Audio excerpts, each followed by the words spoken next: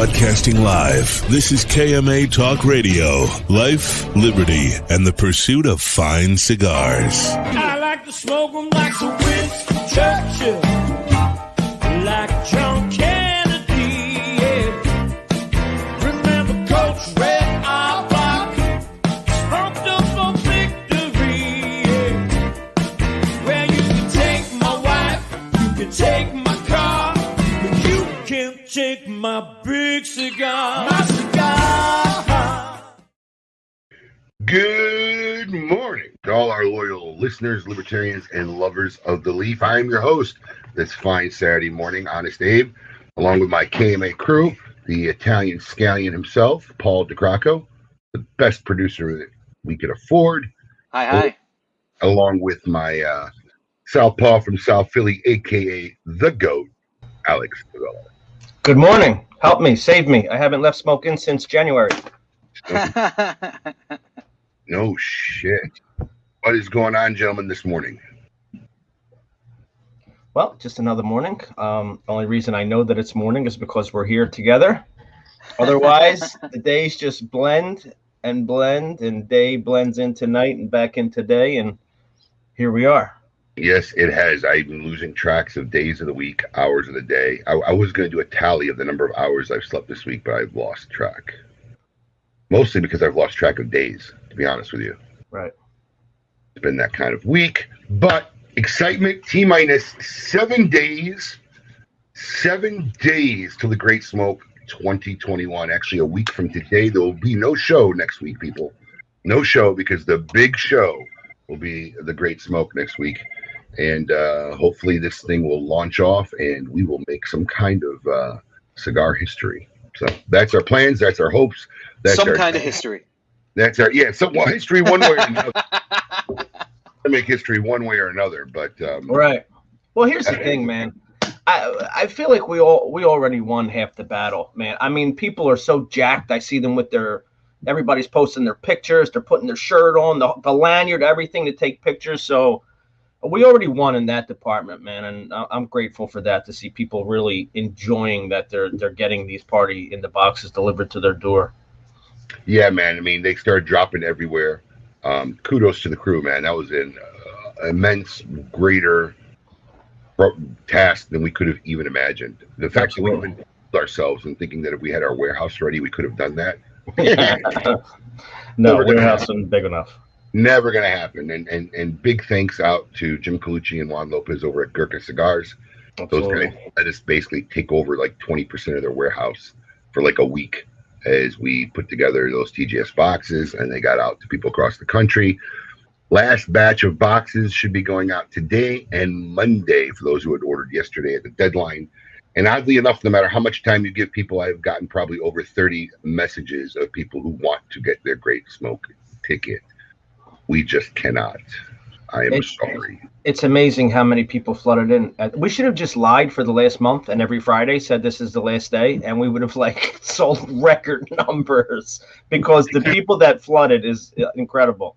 Yeah, it was a big flux that we didn't expect. I mean, we figured by the last week, everybody who wanted a ticket kind of got it. And so we kind of winded down at the factory, brought everything back in, and we just got flooded. These guys, I'll post a picture later. These guys literally have taken over half our front lounge and are packing boxes to go out today and tomorrow, Monday. So that is that. And then our UPS driver, who's not used to this kind of pickup, is they're in shock. So we had that guy yesterday came by and he didn't have room on his truck. And he's like, I promise I'm going to come back. I'm like, dude, you got to come back. And he's not a regular guy. He's not a regular guy. So, so I took a 20 and I ripped it in half. I go, here you go, man. I'll give you the other half when you come back. Alex is like, dude, you don't care about a 20. He ain't coming back. I didn't know it wasn't our regular guy. Our regular guy was not coming back. And at that point, it was 6 o'clock. Everybody was like, what do we do? So we shut out. I was going to say, when I saw that, I was like, $20. These guys are union drivers that probably make $150 a year. It's $20. It's a free 20. He's already on the clock. What does he care? But let's talk about what happened, because he said he'd come back, and I guess somebody got a little itchy over there. I didn't get a little itchy. I followed orders. Everybody was a little itchy. It was getting late, and the UPS store is only open so late. So it was either we take the chance that this guy's actually going to come back, which unfortunately, and I hate to knock them, but most of our delivery is through USPS, and they're 50-50 if they say they're coming back. Just gotta be honest. Not our main guy. Our main guy's good. Our main guy's the best. This our new guy. Yeah, our main. Out to Rich. Rich is the best. Yeah, our Rich, our UPS. That's why we decided we were not going to send Cigar of the Month on Saturdays because Rich isn't there, and we don't trust the guys who pick up on Saturdays. Post office guy's great. Yeah, our main post office guy is great. So at 6 o'clock, I told Alex, dude, let's just run these over to UPS. So he got AJ Smokes. They load up the pickup truck. He runs to UPS. I'm sitting in my office. The door is open over there, and sure enough, 10 minutes later, I hear somebody walking down the hallway. Where'd all the boxes go? Where are they? He's like, you gotta be kidding me. So I go outside and there's a guy looking for the boxes. He's got his wheel. I'm like, bro, we ran it. We didn't know. I'm sorry. He got it 20 anyway. He was happy. Took a social media picture with us, and it was fun. Yeah, that was worth the other half of 20. I wanted to do a massive Abbey Road, because literally the UPS store is across the street, and just march the boxes. It was like 40 boxes. Listen, we had 20 customers in the store. They all would have tagged along. It would have been great. Across the street with TGS Everybody takes 2 boxes? Mm-hmm. Yeah. Across Gateway at rush hour? What is that one, Abe? Son of a bitch. I can't see what it is. Oh, Espinosa? No. I can't see. No. That is the exclusive limited edition Aganorsa for TGS. Yes. Nice. This is the Anniversario in a Toro format. The Anniversario Maduro. That was a big hit. They made a Toro format exclusively for the Great Smoke. And before all the customers out there start wigging out, the only reason why I got this bundle is custom slashed this bundle when it came through. So there were some damaged cigars. So to the victor goes the spoils. So that's what I'm gonna get ready to light up. I'll be busting in there during the break. Don't you worry. Speaking of TGS releases, probably the most talked about. I'm expecting the site to crash, but we didn't get our full shipment in. They just sent us boxes so we can make a video. We're probably gonna release it next week. But it's just so pretty. I have to share it. Oh, I want to see it. Ooh, wait, let me get you up on the screen full time here. That is nice. Look at that. God, it looks like a car finish. It looks like look at that. That looks great. Pop that baby open. I can never figure out how to work the camera there. Blended Carlito's way. And now the Pulp Fiction moment.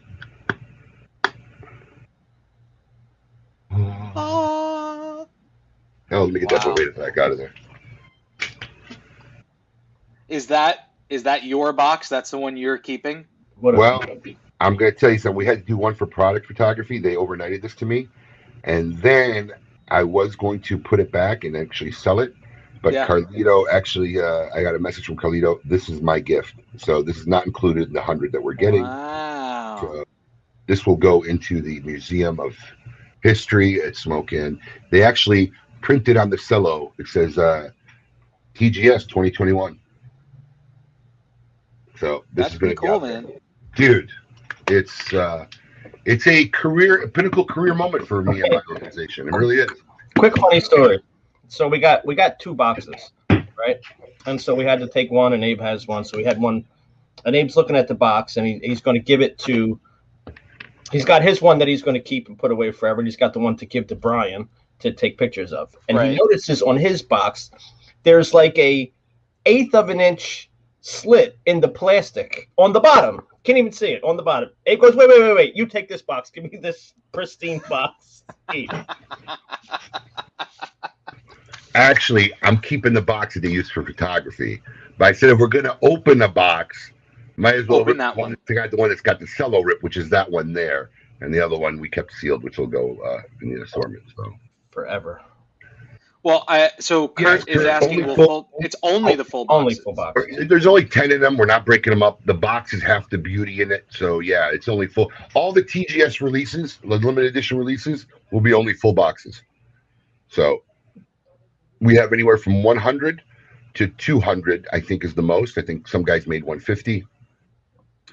TGS releases, and they'll go live when the manufacturer's on during the broadcast. We're going to talk about the cigar, explain it, and then at that point, at some point, it'll go live, and then it'll be first come, first serve. So I urge everybody out there, if you're watching and you have a TGS ticket, a couple things you need to do right away. Go to smokeinn.com, log into your account. In your account settings, there's a TGS, the Great Smoke section. Go there. Make sure your ticket exists there. If your ticket exists there, then it's connected to your account. You're good. Because you will need your Smoke Inn username and password to access the TGS event store that you will be able to link through the day of the event at the greatsmoke.com website. So the day of the event, you go to the greatsmoke.com website. There'll be a button there that says enter store. We probably will put it up this week, but it won't work until the day of the event. You click on that. It's going to ask you for your username and password. If you don't have it, you won't get in the store. If the ticket's not attached to your account, it won't recognize you, and it'll say you don't have a ticket. It won't let you in the store. So we're trying to get all this information out there so people don't freak out. I'm probably going to say it at the beginning of the show, but everybody get prepared, because when these things go live, you want to jump on and buy them and check out immediately. That's the other tip I'll give everybody. Don't go shopping after you put it in your cart. Putting any item in your cart does not secure that you have it until you check out. So put it in your cart and check out. There'll be no additional shipping charges on the limited edition items. So if you already made purchases during the day and you want to go buy a limited edition item at any one of the 6 times during the show, there won't be an additional shipping charge for that. It'll just be the one charge on the earlier ones. So don't be afraid to have a different order for your LE product. Yes. They're asking what does the Carlito box sell for? Do you not know yet? Don't know. The shipment hasn't gotten here yet. So the invoice, I'm sure, is going to be in the other shipment, but I'm going to venture to say my guess is going to be in the ballpark of probably $400. That's what I would think. Okay. So there you go. There's an answer for you. I have a plea. If you have an issue, if you don't remember your password, if you don't remember your email, please inbox me, send an email, whatever you got to do, smoke signal, but please do it this week. If you try to do it Saturday, forget about it. It's too late. Yeah. No one's going to be answering phones Saturday. I'm telling everybody that now. I mean, there'll be guys here at the shop. We are not here. My IT team, my web team, my graphic team, we're all going to be on location. So there'll be nobody who has any clue about what's going on in the Great Smoke come Saturday.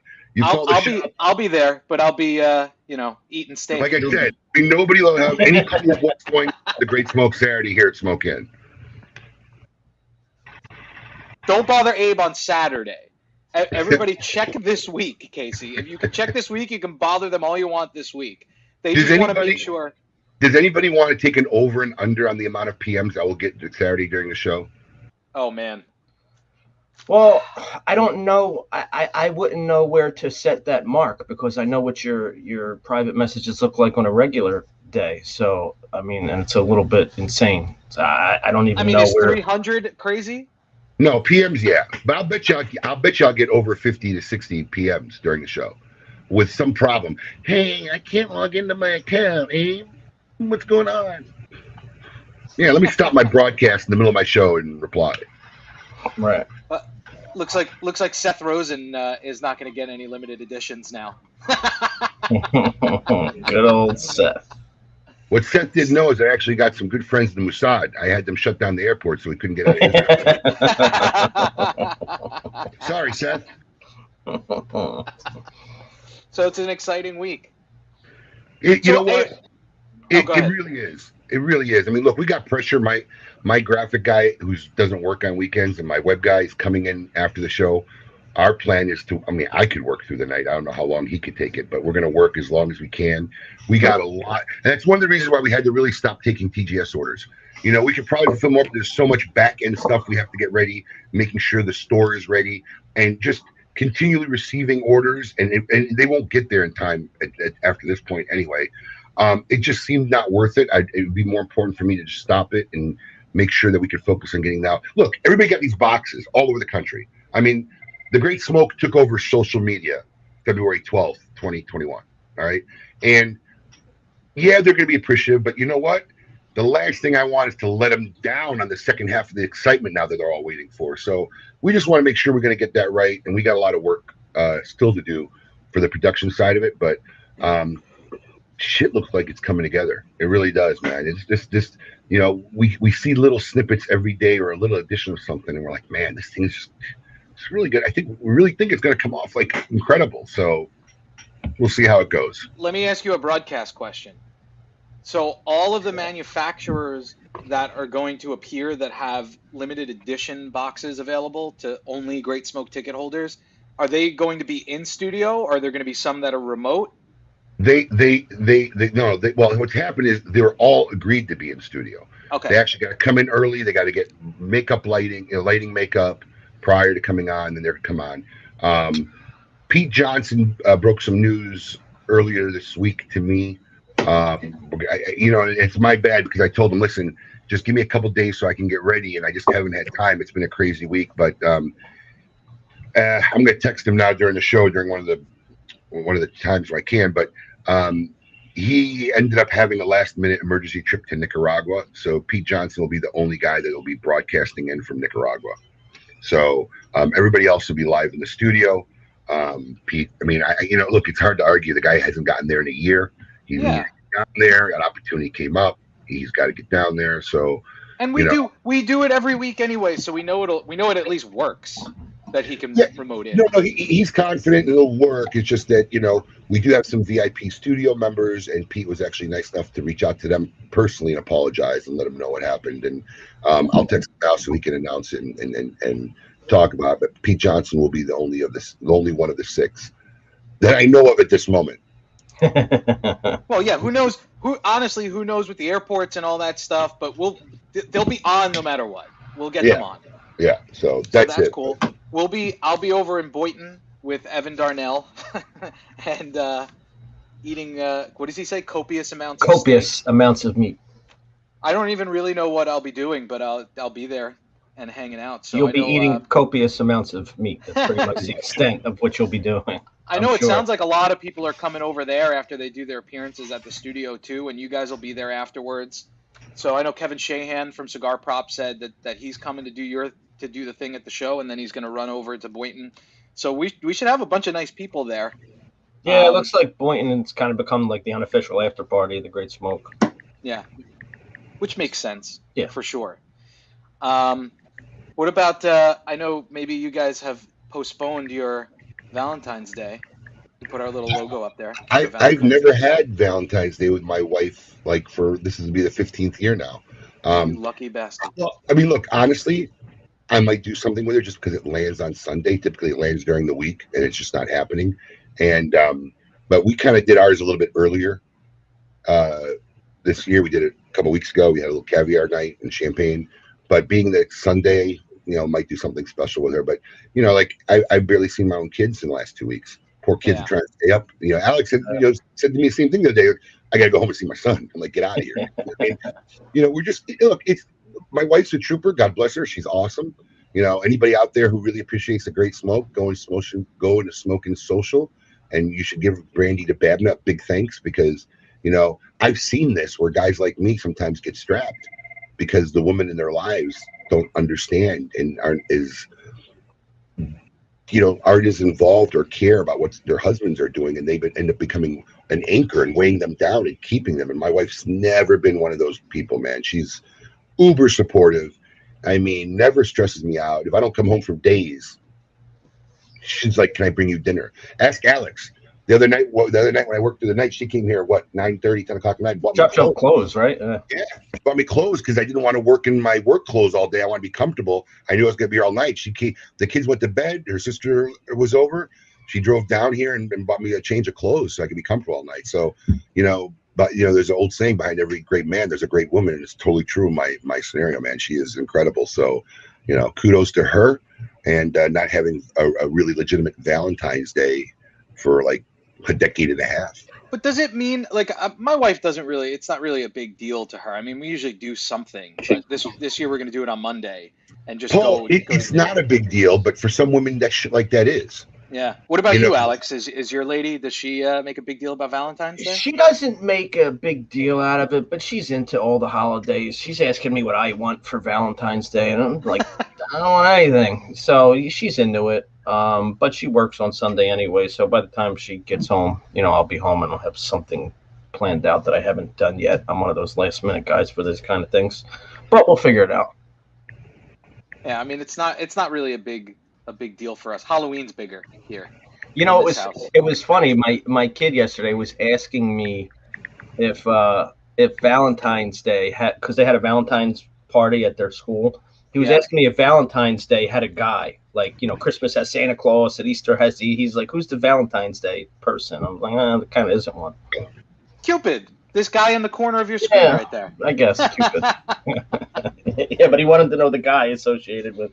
Just tell him no. It's a made up manufacturer holiday by Hallmark. Hallmark is the guy for Valentine's Day. Yeah, a multi-billion-dollar corporation.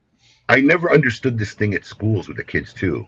Like, they make all the little Valentine's Day cards for everybody in the class. What's that about? I don't know. Why are 10-year-old kids? Why are 10 and 12-year-old and 8-year-old kids being everybody's Valentine on Valentine's Day? What a goofy thing!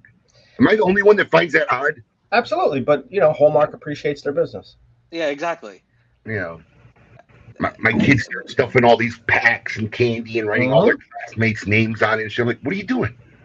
Oh, it's Valentine's Day, and we give it all to our classmates. Like, wow. And then you put a special note in the one that you like.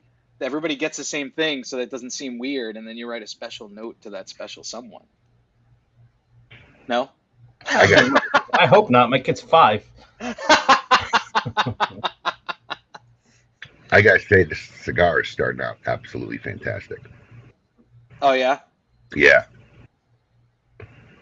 It looks beautiful wrapper. You should come and grab one during the break, Alex. That was my plan. I'll come on the break too. It's only a 20-minute drive. You don't need to. That is true.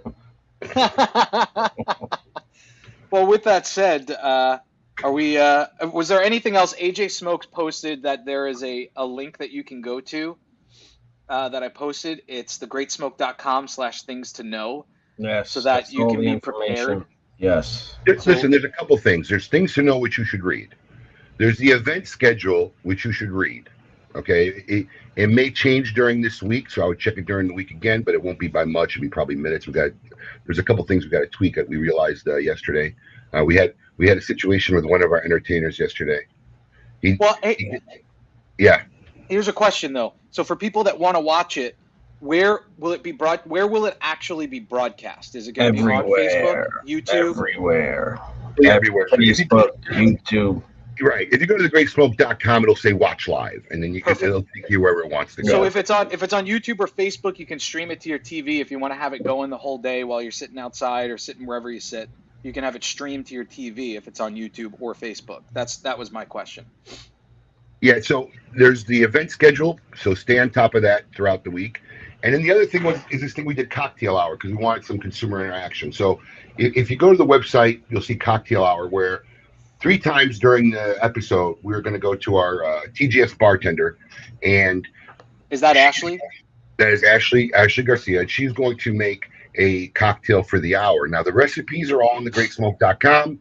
So if you want to get the ingredients and do this cocktail at the same time that we're going to be doing it in the studio and hopefully across America, everybody in America can make a toast at the same time during cocktail hour, everybody drinking the same drink. Now, if you post a picture of the drink you make and hashtag TGS cocktail, if we pick your photo and air it during the show, we will send you a free bottle of the spirit that was featured in that cocktail. So just a little interactive thing, a little fun. We can all toast. And if you can send us a picture and Ashley likes it, we're going to let her judge the pictures, and we show your post on the air. Use the hashtag TGS cocktail. You'll win a free bottle of the spirit that's featured for that particular cocktail hour. There she is. There she is. Look at that. You know, I know Ashley from the last place she worked.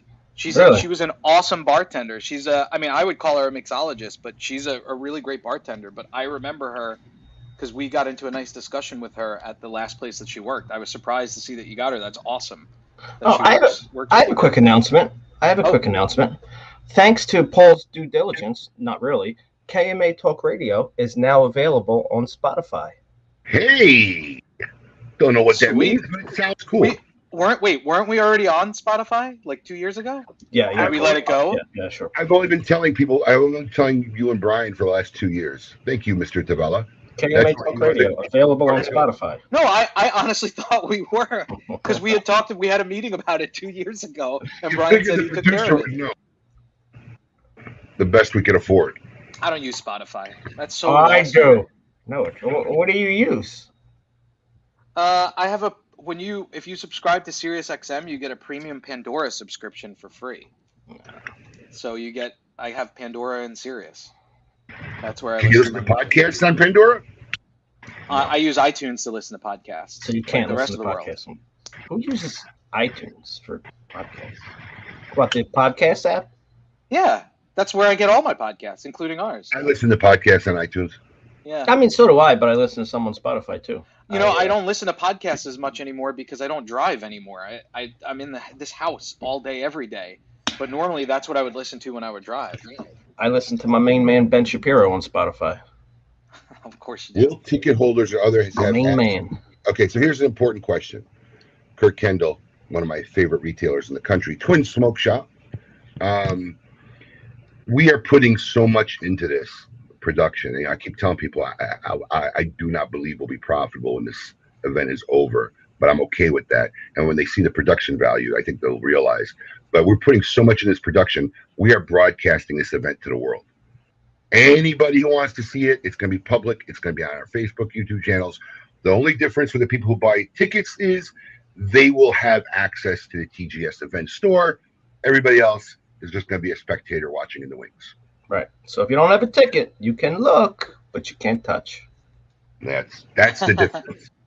Yeah, but you can watch. We don't want it to deprive any cigar aficionado out there in the world, whether they knew about TGS and didn't do it, or whether they find out about it the last minute. We don't want to deprive them about it, witnessing what we hope will be a very historic event and milestone and landmark in cigar events in the history of this industry. I'm excited. So I think we covered most of the bases of the questions. I think we're good to go. Maybe we should bring in our Meet Your Maker. What do you think? All right. That's good. I want all of you to get up out of your chairs. I want you to get up right now and go to the window, open it, and stick your head out and yell. It's time to meet your maker.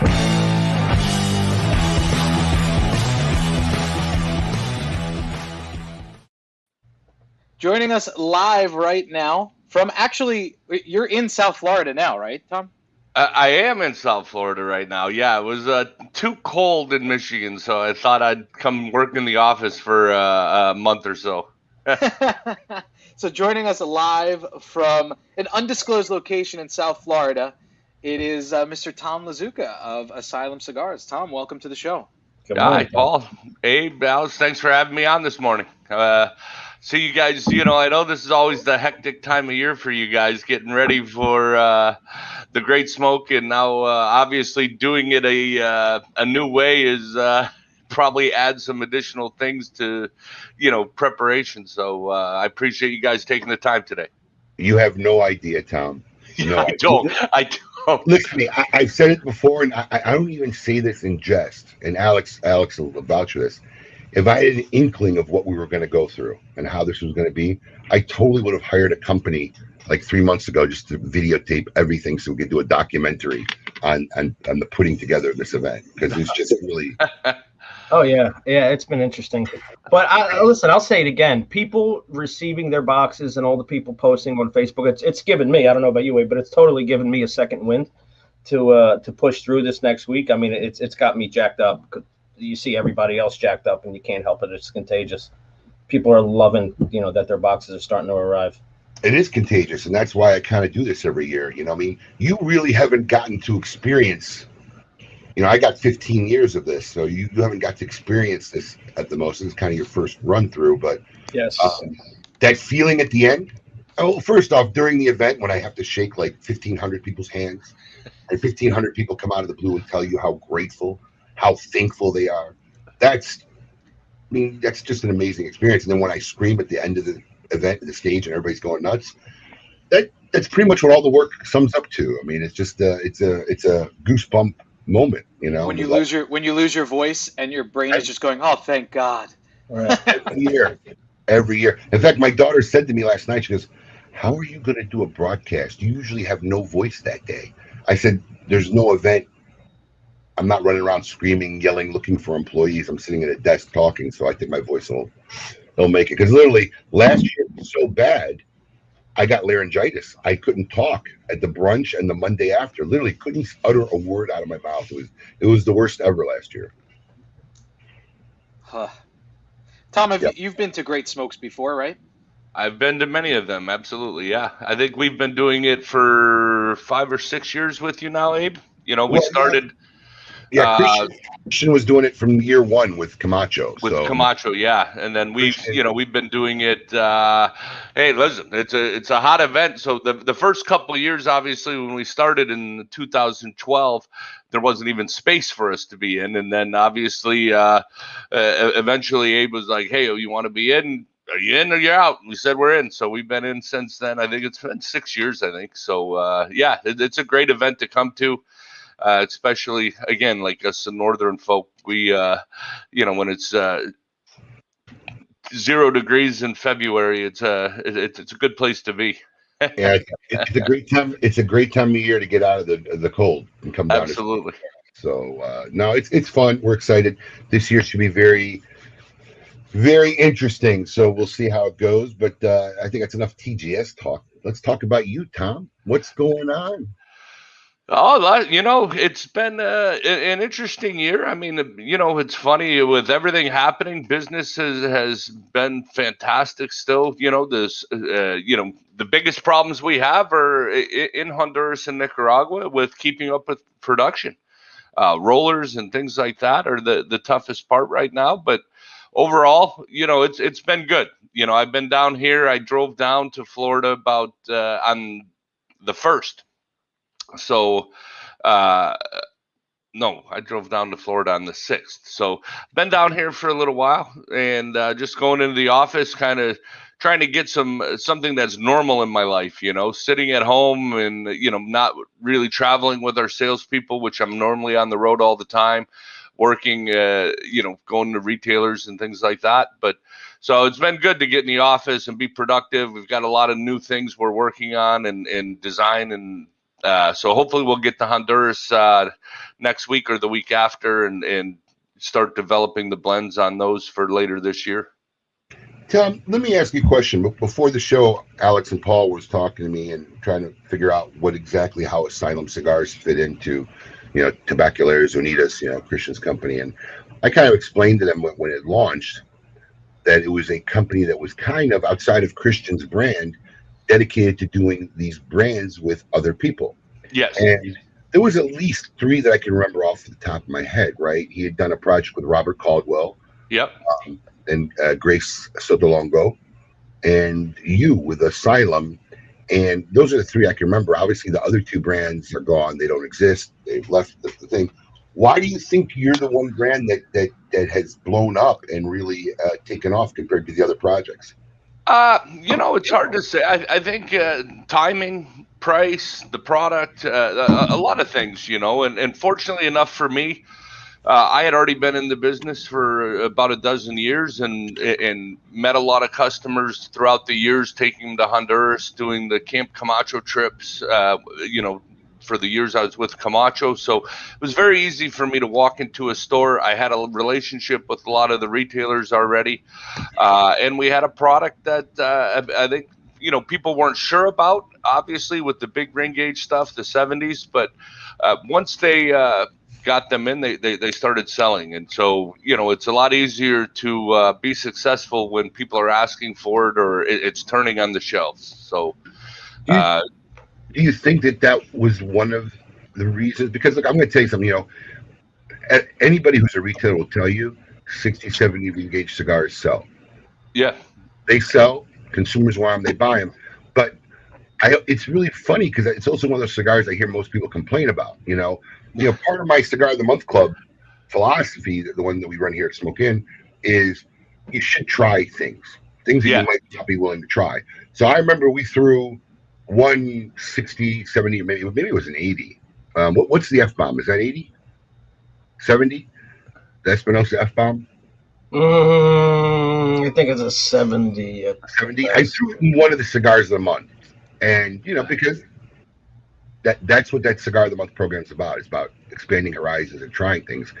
And man, I think that was the one that most people, we had comments of, oh, I'm giving this one away. We were just 70 ring gauge. Yeah, 70. So they were a little freaked out about it. And I would say, look, you got it in your Cigar of the Month club. Try it. And then there were some guys who did or not. But I think for our retail experience, that your ring gauges was part of the allure that got people to try them and like them. I think that was a key differentiating factor than the other projects that Christian had put together, which I think made it take off. 100%. When we talk about it, as you create a company and a brand, usually a brand has something that's recognizable, right? Like if you think of Mercedes or Rolex or something, you think luxury, whatever it is, Asylum, just you think big ring gauge. People, I still get asked, do you make a Robusto? When are you going to start making Robustos? I'm like, I made Robustos from day one. Everybody gravitated to those big ring gauge cigars. And we weren't the first people, obviously, to do the 70, but we provided it. I think the key to our success was being able to ship it. We had it. We had the cigars and we had tobacco, and we could ship. So they weren't back ordered. That we always had them in stock, and so it really helped that brand grow very quickly. What's the deal with the logo? How did that come about? It's very interesting. I mean, it's very Grateful Dead-ish. Yeah, obviously the names and the brands we came up with, but we actually used a gentleman named Michael Barnhart out of Kansas City, actually designed the band for us, the original logo. And we obviously, it's still working today. People somehow have been attracted to the brand and the style of cigar. It's always been a fair price point cigar. So, in the big ring gauges, and we have such a mix of people who smoke them. So it's been pretty amazing to watch and see where, because there's no target audience for us. So we didn't try and target any one group or anything. It just kind of happened on its own. But were you involved in that process of the art? I mean, was that kind of your creativity process, or did someone just design it for you and you looked at it and said, I like it? Because I'm trying to. Yeah. So most of the art, like me, I look like a little kid with crayons. I cannot draw. I have no ability to take what's here and put it onto paper. You know what I mean? So, no. So we basically kind of derive a concept or what we're looking for, and then.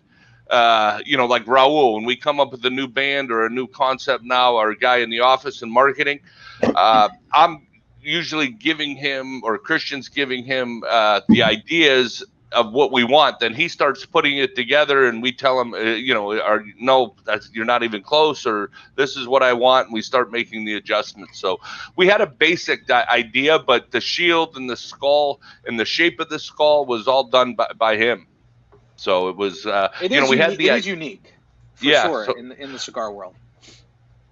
Yeah, so we had a concept and an idea of the brand, but we didn't really know what it was. And Asylum developed very quickly, when obviously Christian's non-compete ended with Davidoff, and me and him had made a decision to start this together.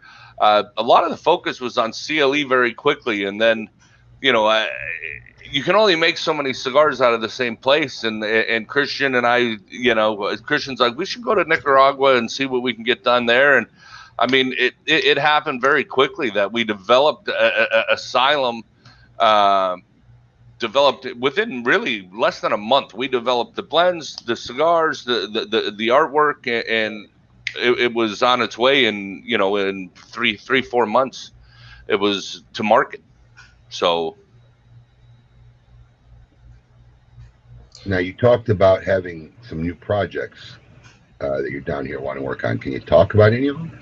Yeah, absolutely. We've got a couple new things for this year that we're pushing out. We've done the The last few years, we've done our Asylum limited edition LE series called just Asylum 7 was our first one, Asylum 8, and so we're working on the blend for Asylum 9.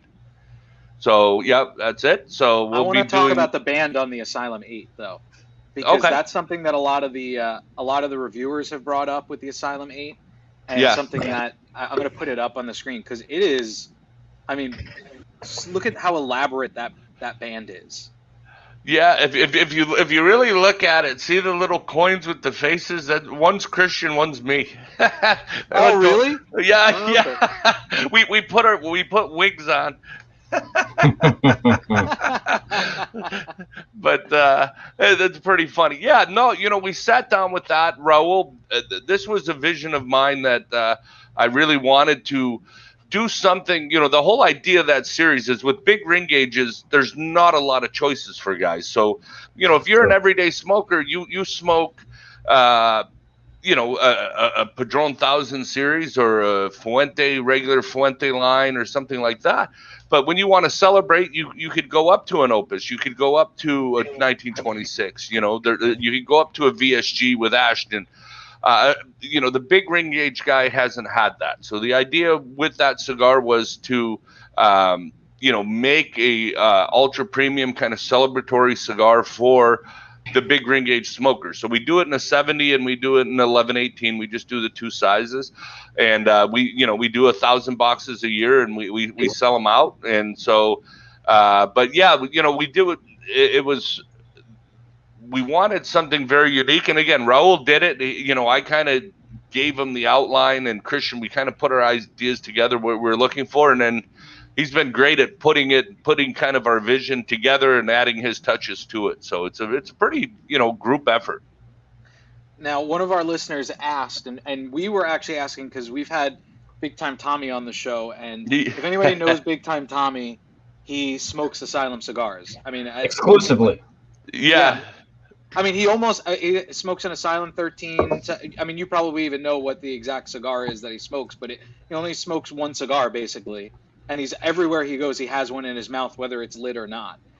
Yeah, it was pretty amazing story. Obviously, we saw him years ago when it was on America's Got Talent, I think, and he was on the stage with Nick Cannon, and he had our Asylums on the show, and we were trying to reach out to him, and it was supposed to go to some pizza place, but that was his cousin's pizza place, so the connection never really happened. And then he was hanging out at a store in New York, and our sales rep Robert Wright up there has been in the business for over 30 years. He's like, this guy comes in here, you got to talk to him. And then I remember I had sat down. I was in the store with Vincent, and I think his store's Delray Beach. Abe, is that where his store's in? Vincent's store. The Smoke Inn Delray Beach. So that's kind of where the project was born again. Smoke Inn. Vincent's like, I know Tommy. I've been trying to get a hold of him. So he called him up. We started talking, and then ever since, me and Tommy have been working on putting this project together. So the cigars will be, in Miami next week, beginning of March. So they'll ship. So we haven't really started selling them yet, but they'll be in Miami. We wanted to do the launch parties first and get them set up. So he's got a couple stores he wants to do the launch before to kind of give his friends like Vincent, the guys who have supported him and really been behind him. So those guys are going to get the first couple of events, and then we'll start selling it to the brick and mortar shops, and he'll have his own website selling it and things like that. So it's a good project. It's been a lot of fun working with Tommy and getting it done. So I'm looking forward to doing the event with him, and hopefully called? It's just called the Big Time Tommy Edition. It's a 770, obviously. We made a special blend for Tommy. And you'll see. If I had it, I'd kind of give you a little preview, but I don't have. If I was in the office, we just got the boxes, a couple of the boxes in to do artwork and photography. But it's very Big Time Tommy, so I think it'll do well. It fits. We'll have to have him on again when it gets released and have him talk about it. I'm sure we could get a full 2 hours out of him just talking about the cigar and the experience. Listen, you're not slowing that guy down, man. Well, that's pretty cool. So that's something to look for sometime this year, correct? Yeah, probably next month. We'll probably Nice. do the launch parties. Hopefully, I got to talk to Vincent. Tommy said he's going to call him, and so we can get cigars out to him and get this the launch events planned, and then we'll start shipping it nationwide. What other cigars are you planning for the upcoming year? Is there anything else that we should know about? Well, we have the Asylum 9 is coming. We have another one that we're working on. It is, I don't know if you're a Seinfeld fan, if anyone on the show here is a Seinfeld fan, but there was a episode where he was told to say Serenity now, and the dad would say Serenity now, Serenity now. So we're doing a box where it's, again, Asylum. We do 50 count boxes, so I know you all hate us, but so it'll be Serenity now is 25. It'll be 25 Connecticut, more mild to medium cigars. And then Insanity later is the full body cigar that'll be in there. So, Nice. But we'll have those. They'll come in 25 counts also. So, but yeah, we're trying to get that project finished up. And then we have a number of we really got a lot on the plate for Asylum. We've got a number of these. We've got all these overrun cigars or test blends that we never came out with that, we might have 10 or 12,000 or 3,000 of these cigars. So, we're going to start packaging those. We started doing them this year with the Friday the 13th edition. So every Friday the 13th, we will launch another one of those. And then we're working. I don't have a name for it, but we have another cigar that we're going to try and get ready for the trade show. We just don't have the name for it, but it'll be a premium Asylum cigar, an ultra premium type. A little bit higher price point, but we hope to make it really a special cigar. And so we've got, and who knows, I'm probably forgetting something, but we've got a bunch of, small things in the works, big things in the works. And, there's a couple possible private label projects we're working on with some companies. So it's a full plate of stuff that we got going. So when you talk about making the names, obviously, if anybody that knows Asylum knows Paul, that. can you turn your volume up a little bit? You're a little bit low. Oh, yeah, sure. Anyone that knows about Asylum, is that better for you? Yes. Anyone that knows about Asylum knows that you have some pretty unique names. So just a couple of them: Pictophilia, Schizo, Medulla Oblongata, Insidious. I mean, the list goes on and on. Who comes up with those names? Where did this idea come from? What are you thinking? They're completely random. Like, me and Christian, when we sit together, we just start pounding things out, name after name after name, and they all go down into a list. And then we check trademarks and all that stuff, and then we're like, a couple swear words, and then we're back because somebody might already had it trademarked or something like that, and we start over. Right. But I look at medical terms. I go to what's the term for, medical term for this, and it'll come up with some name and that's 600, letters long. So we're like, okay, can't use that. But so we just try and look for things that fit, like the nectophilia, which is not necrophilia, which everybody likes to say. That cigar, the nectophilia is a penchant for the dark. So that's a cigar that's very dark, very rich, so we try and make them that kind of fit the idea, not just kind of a name and just say, okay, that's a cool name, let's throw it in. We really do want it to kind of fit what we're trying to do in the process too. Well, you talked about projects, so I'm going to break a little bit news here because I know Christian's family for many, many years. I know you guys are really into blends and working blends. I mean, Christian's dad was a farmer. Knows tobacco. Still is a farmer. Yeah. Still is, true. and knows tobacco just about as well as anybody. So one of the projects, and I'll mention now because no one knows which month you're in, but you're one of the guys we went to for our Connoisseur Club. Yes. So, we asked you to make 650 unique cigars for our members to smoke, and nobody will know what month it is, but they'll get one of your blends this year, an exclusive blend. We launched it last month. We launched it last month, and the reveal date is tomorrow.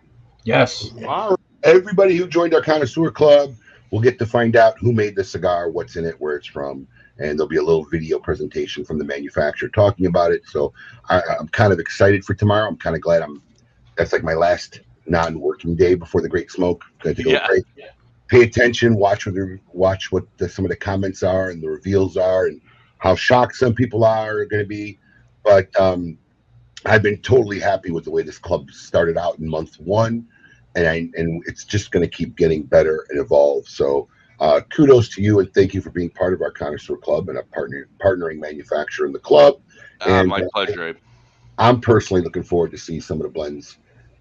And yours is one of the ones I can't wait to try and see how it's perceived by everybody there. So there's a little cookie Easter egg for you guys that I'm making a blend for us for the Connoisseur Club.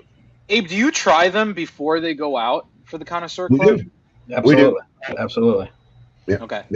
In fact, I mean, look, I'm more concerned. Look, sometimes stuff happens. Look, Tom will tell you, right? See, there's some misconceptions on what the Connoisseur Club is, right?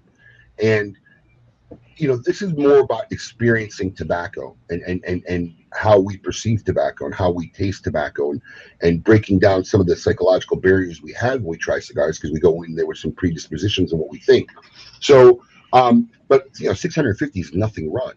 So sometimes if there's a problem, it's a millisecond and all of them have it. So I'm personally concerned about just making sure there's not a quality control problem. So we'll try a couple as they come in to make sure that that's not existent.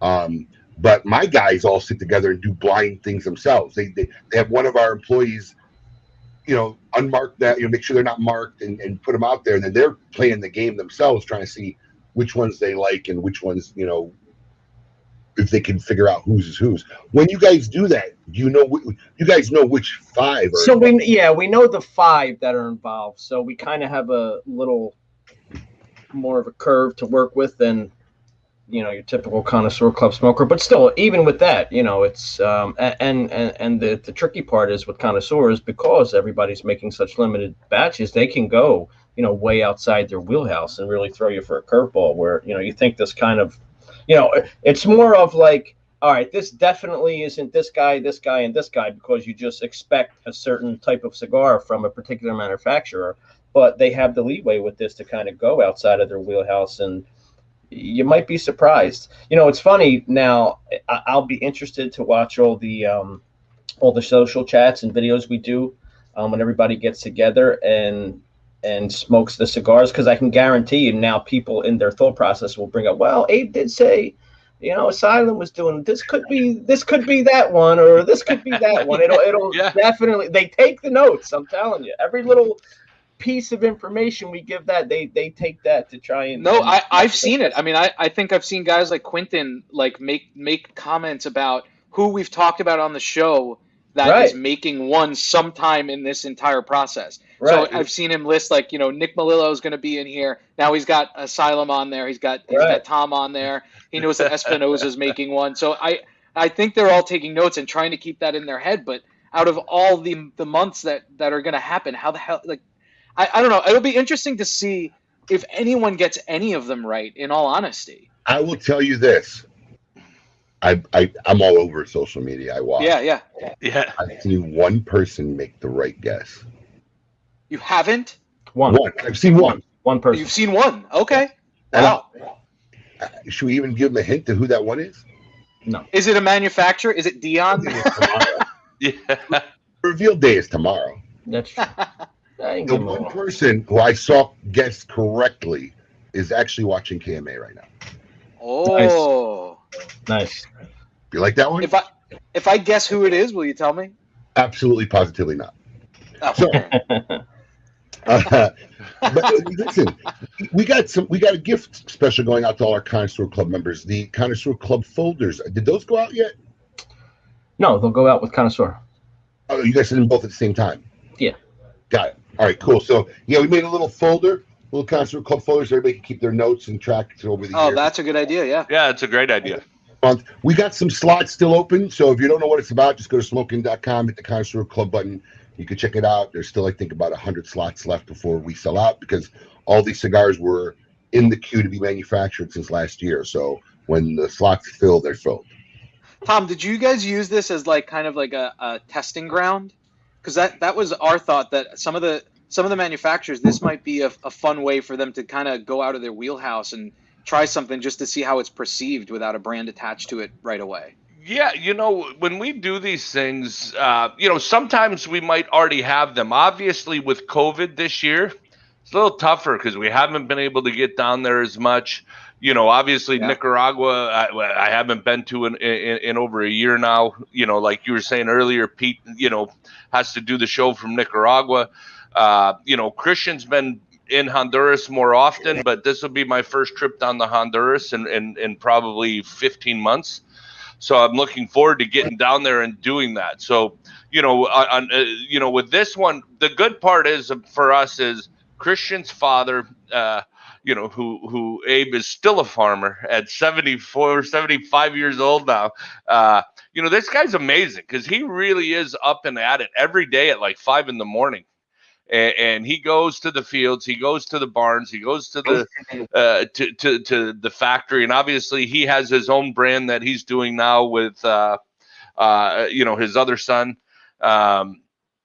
Justo, and so the guy just loves it, and so he's constantly making hybrid tobaccos, growing different seeds from different regions in Honduras. So we always have these blends that haven't made it to market yet with us, but we have cigars. So it's something that is we always do have. So it's been fortunate for us to be able to do that because, again, they just haven't been able to get to Honduras or Nicaragua. My understanding is getting out of Nicaragua is the hard part because you have to have the test. They do it in one place in Managua, and it's between 7 and 11 in the morning. And if you don't get if you're not in, you don't go. So that's what Saka was saying. He said, he had no problem getting there, but getting back was the issue. Yeah, so we'll see with that stuff, but hopefully that gets better soon. All right, we got to take a short break. After the break, I'm going to tell Tom a story about Julio Oro because he is an extremely passionate farmer. I had an amazing experience with him, and we'll tell that story after the break. We also got Scoop with Coop this week, and of course, Tail of the Tape, all in hour number 2. Don't go anywhere. We'll be back in a minute. Surgeon General warning: cigar smoking can cause cancers of the mouth and throat, even if you do not inhale. Celebrating 85 years of success, the Monte Cristo 1935 anniversary is a tribute to the outstanding accomplishments Monte Cristo has achieved since the brand's inception. This cigar comes from the creative minds of Rafael Nadal, AJ Fernandez, and the Grupo de Maestros. It is a full-body Nicaraguan puro that pays homage to the original tobaccos used in the very first Monte Cristo cigar. Flavor notes you'll detect while smoking are pepper, cedar, and chocolate, all of which pair perfectly with a cappuccino. No matter what 4 sizes you pick, this classic smoke will send you on a trip down memory lane and all the way back to 1935. Surgeon General warning: cigar smoking can cause cancers of the mouth and throat, even if you do not inhale.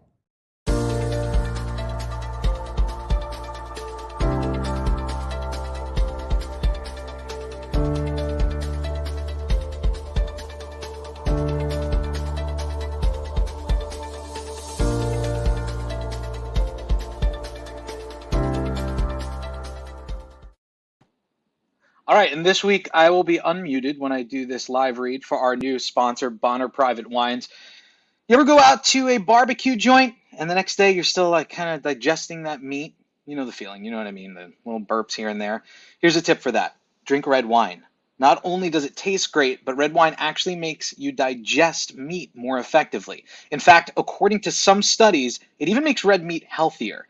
But not all red wines are equal, as you may or may not know. You don't want some mass market red wine full of chemicals, pesticides, additives, flavor additives. Instead, you got to check the Extreme Altitude Malbec from Argentina from our friends at Bonner Private Wines. Extreme altitude means that the grapes are grown at around 9,000 feet. So the vines are under stress, and that means all of those nutrients and all of those flavors stay in the grape to preserve them. Fed off of pure snow melt, no excess chemicals, notes of blackberry, leather, smoke, dark cherry, perfect for a cigar. The guys over at KMAWines.com, our friends Bonner Private Wines, are telling us that they just got a special shipment of these wines in, including one from the third highest vineyard in the world called Sinal, one that I actually drank last night. You can get 53% off if you go there today, but it's only for KMA Talk Radio listeners, and it's only if you go to KMAWines.com. So again, check it out, KMAWines.com, with our friends at Bonner Private Wines. And we are back to KMA Talk Radio, speaking to our special guest, Tom Lazuka. And as we bring everybody back into the feed here, there we go. Let me put Abe in the top spot so that he gets his proper billing. Executive producer of The Great Smoke, as you may or may not have heard. I actually get to put it on my resume now, if I need a resume at 50. But yeah, I'm an executive producer of The Great Smoke. So it's funny. Last week we were talking to, or 2 weeks ago we were talking to Dion of Illusion, and we were talking about his hair, and Abe was saying that he has some of the best hair in the industry, and Juan Cancel and Kurt Kendall both agree that you win best hair. Congratulations. Thank you. Maybe I'll get #1 cigar someday, but hey, I'll take the consolation prize of best hair. I'm glad I have it. Come on, Tom, you peaked with the hair, man. That's a lifetime achievement award. There you go. I did. At least I peaked somewhere. Okay, I'm happy. So, tell you an interesting story about Julio Roa. Sal Fontana, who was my mentor. This month was the 10th anniversary of his passing away. I made a tribute post in our Smoke Inn social Facebook group. Awesome post, Dave. Awesome post. Thank you. If you're not a member, it's a really great group, and we have such a nice culture in that group. Check us out at Smoke Inn Social on Facebook. But I made a tribute post because it is the 10th year since his passing, and he was really one of my biggest influencers and mentors. And I really miss him in moments like these, like with The Great Smoke, which is what got me thinking about Sal, because, even my wife and my father, sometimes when I try to share accomplishments with them or things that we do in the industry, like when we first did our first micro blend and how it took off, and, they're proud and they get it, but they don't really understand it, where Sal was that guy I always went to who really got what we did and was always very proud of me. And, when I first came out, I mean, I've made this public over the years now, but, if you don't know it, Triple Maduro that Camacho made was an idea I had and I wanted to do. And I had gone to 2 companies prior who showed big interest and didn't want to do it. And Sal really wanted me to take it to Julio and Christian Aroa, and basically made me go down to Honduras. Literally forced me to go down to Honduras. There was a couple of things in my life Sal forced me to do. Joining the TAA was one. And I didn't want to go to Honduras. And, he took me down there and told Julio about the idea. And Julio just went nuts at the thought of an all Maduro cigar. I mean, he really did. And I was down there for 5 days, and like before I left, he bought me like 3 different versions of an all Maduro cigar. I said, don't smoke them for 2 weeks. And like, that's how excited he was about doing that Triple Maduro project. So, we ended up letting them use the name, license the name to Camacho for many, many years. And then obviously Davidoff took it over, and then Davidoff paid me off, so they didn't have to send me my checks every month anymore. But yeah, I'll never forget that experience, how excited he was. He was just, he just hit him home, and he insisted. And then I didn't see him for 2 days. Yeah. He just disappeared. He was gone. Oh, he still does that. Like today, we'll go down for 4 or 5 days, and I might, I'll see him in the factory if I go to where he is or something. But, he keeps himself amazingly busy. And he loves doing what he's doing. You know, he's a farmer, a tobacco guy through and through, and to this day, you know, he is still the same man and still trying to come up with new things and new ideas. And you know, it's been a pleasure to work with him for so long. You know, between Christian and his dad, and you know, I loved your post on Sal, and you know, before the show when we were you know, getting the mics and everything set up, and you know, it made me feel like a Sal moment. Abe, Sal had a lot of sayings, and so I remember working with him, Paul, one day, and so I remember me and Sal are working together, and he says, "Hey, Tom," you know, very sincere. He says, "Tom, you know, I wish I had 100 just like you, Tom." You know, and you sit back and you say, "Oh, Abe, thank you, man. That's really nice." And then he stops and goes, "The problem is, I got 200." And I thought that was Abe's talk to you this morning. I think before we got on the show, I'm like, hey, that's a Sale moment. That's Abe's talk with me every day, and it's funny because you're not the first one to mention that when he does that, it kind of sounds like Sal. You know, a lot of industry guys come on here and Abe's screaming at me. I mean, he literally, Tom's witness. Abe was screaming at me until we went live, and then he comes out, "Hey, good morning, KMA Talk Radio." But 2 seconds before, he's like, "You're a fucking moron." Yeah, it's true. It reminds me of my childhood. That's why I guess I put up with it. Don't be an idiot. Don't be a moron is what my dad used to say a lot of times. Yeah, I sent you a picture, Paul. I know. I'm trying to. I got to convert it, but I'll get a picture of Sal up there. Yeah. Sal was great. I miss him a lot. He'd be real proud.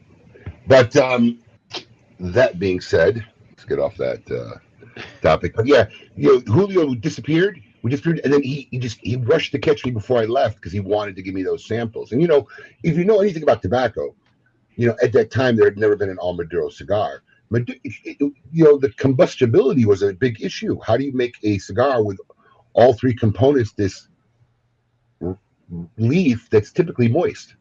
Yeah, and thick on top of it, you know? Yeah. And how is it going to stay lit? And Julio, that's why he made 3 different versions. He was really into it. And obviously, Triple Maduro was a landmark, you know, front mark for Camacho brand. And is still selling very well today. So, you know.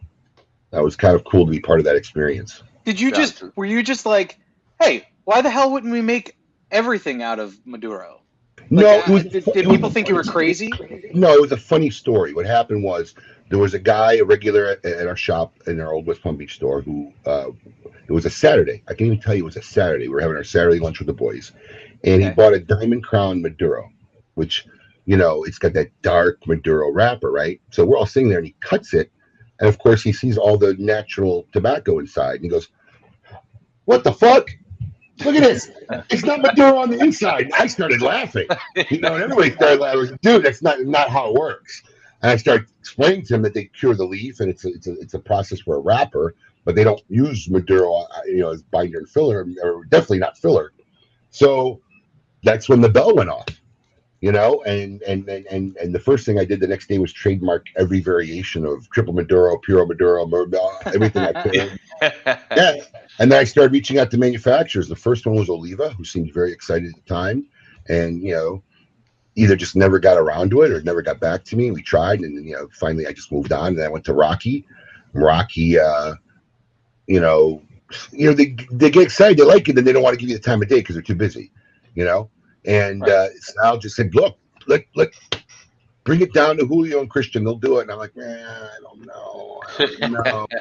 You know, Christian, when he was a lot younger, was a little bit of, you know, hard to work with.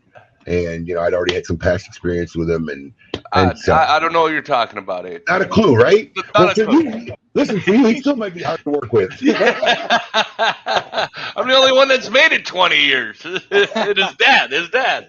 There he is. That was in my old West Palm Beach store, and I have no clue why he chose a Java. He never smoked flavored cigars. So I was going to ask you, and it's a flat Java. What is that cigar that he smoked? That was the Java. That was the The waif. Dave sat on it. Listen, Alex. It was a waif. Drew Estate had come out with this patented thing called the waif. It was like a tongue depressor cigar. And they had done it with the acid. And of course, Drew Estate makes the Java cigars for Rocky. So that was a size that translated to Java. I think Sal was just enamored with the shape. So let me try this. Because Sal would always smoke little tin cigarillos. And he'd have, if he came to visit me for a couple hours on a Saturday, there'd be 8 of them lit up all over the shop before he left. Literally. And literally. But that was a Saturday. He would visit us every Saturday, if not sometimes during the week, but definitely Saturday for lunch because all the boys would always cook and have lunch. And we took that on a Saturday. And, that was probably that picture's probably about at least 2 or 3 years before he passed. So that's my man, Sal Fontana, who sadly enough, not a lot of people today in the consumer market know of him, because he was, Sal was somebody from within the industry who was extremely loved. I mean, he hand walked me to literally everybody from Carlito Fuente to Lou Rothman to Robbie Levine to Ernesto Perez. I mean, he hand walked me and introduced me to everybody just when I was getting started in this business. And everybody loved Sal. In fact, I was just talking to Marvin Samuel, formerly from Drew Estate, this weekend, and he was telling me the story about how when we went to go visit him in hospice, and Sal's final week in hospice was kind of funny because his family was taking him out to dinner every night, and I was going with them, and like the hospice people literally said, like, this is not Club Med, you're not checking in not to go to dinner, but Sal was that was Sal. I don't care. He just did what he wanted to do, always did, and literally he was in hospice. All his hair gone, and he's taking a phone order from JR. Yeah. and he's telling the guy on the phone, this is the last order you're ever going to give me. That's not big enough.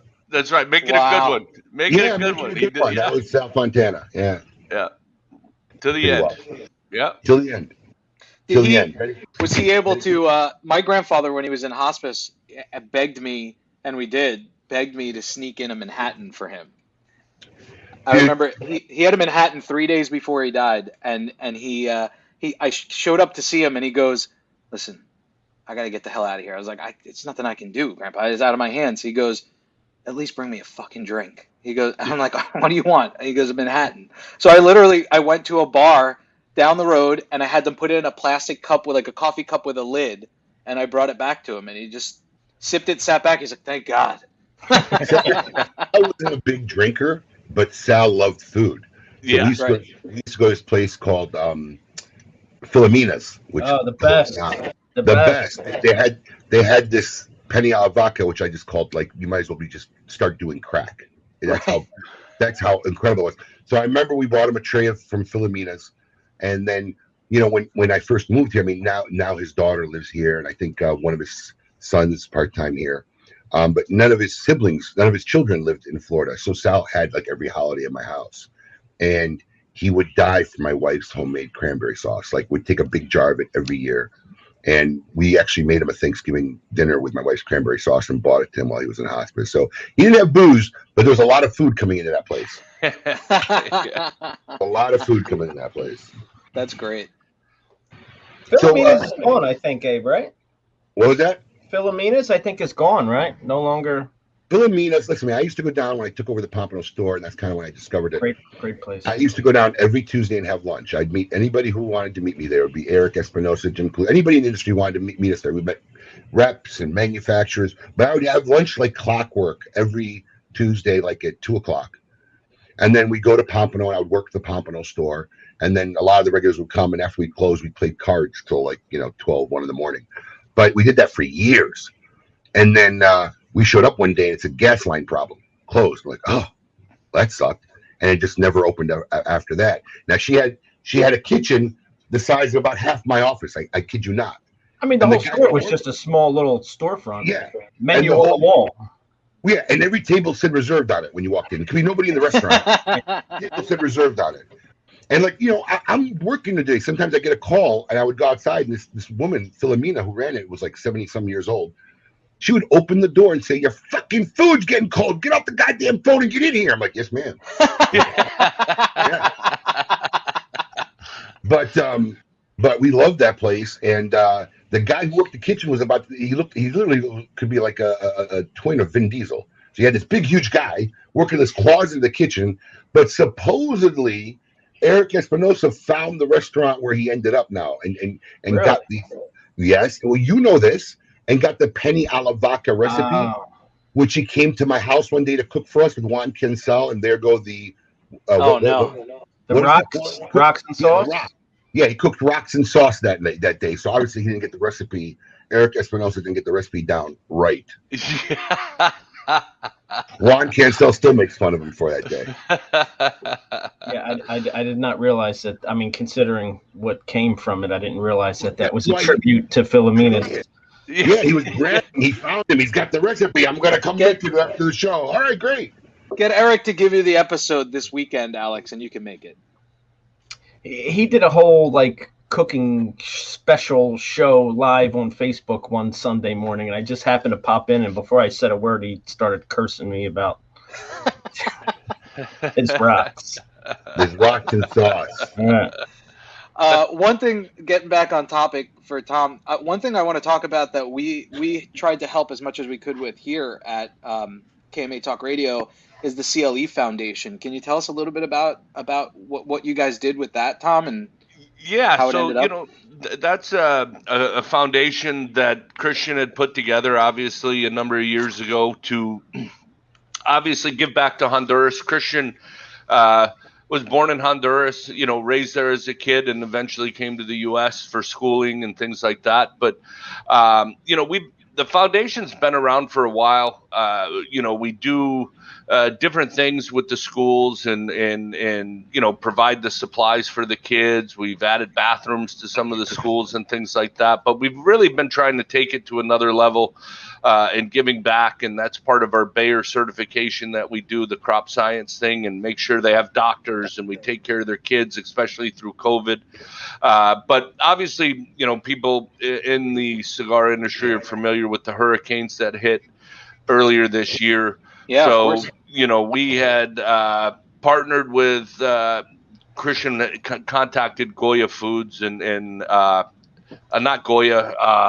I think their main competitor. Their main competitor. I'm sorry, the wrong one. I'm giving them to the wrong people. But they matched all the donations that we did with the GoFundMe. So is it Hormel? Hormel Foods, right? Yeah, no, it was no. Oh man, no. I'm sorry. But it was great. The original one we raised, I think over like $10,000, $11,000, and then Christian matched that, the company, and then they matched it for us. So that was a good start. And then we did another one, and I actually don't know what the final number was from the second round, but our goal was to get to like 25,000, and they matched the 50, another 25 and they were going to give us direct food donations to ship down. So we try and do what we can. I know, fortunately enough for us in the Dan Lee area, we just had some rain and we had to replant some of the fields, but people's lives weren't ruined. Their homes weren't washed away, and like they were in northern Honduras and Nicaragua. So we try and do what we can, the best we can to try and help the people there, because the number I heard was like 2.3 million people in Honduras were displaced from their homes, which is 25% of their population. Gone, homes, nothing. So it's a pretty that's a crisis in Honduras. That's brutal. Yeah, absolutely. Well, kudos to you guys. Good work. Thank you very much, and thank you for we did a little trailer, and Abe said he played on the show, and so you guys helped us out, and hopefully it got to more people who were able to donate, and we appreciate everybody who took the time and gave us time on their shows to run the video and the GoFundMe. So thank you guys too. We couldn't do it without all you guys. Very nice. That was the video of the guys banging on the table and right? Yeah. Banging. Oh yeah, it was an intimidating silly. Yeah. yeah, that's Raul and Tyler. Yeah, Tyler, the least intimidating man on the planet, but I think he's a serial killer. So don't tell him. To give them their due diligence, it's Conchita Foods. Conchita. Yes, thank you. I could not remember the name. Thank you so much. I should know that. Wait, is that the same Raul who does your design work? Yeah, that was Raul, and then Tyler, Baba Booey. We call him Baba Booey. So if you call the office, and like Baba Booey will be the one who gets the cigars together for the Connoisseur Club project. He does our supply chain management, and oh, you know what? I'm in a group text with Christian and Mike, and he's the other one. There's some number I don't recognize. Tyler, that's Tyler. Yeah, that guy is on the ball.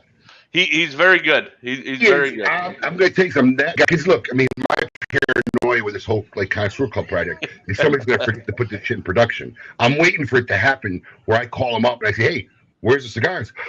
Oh, yeah, I'm waiting.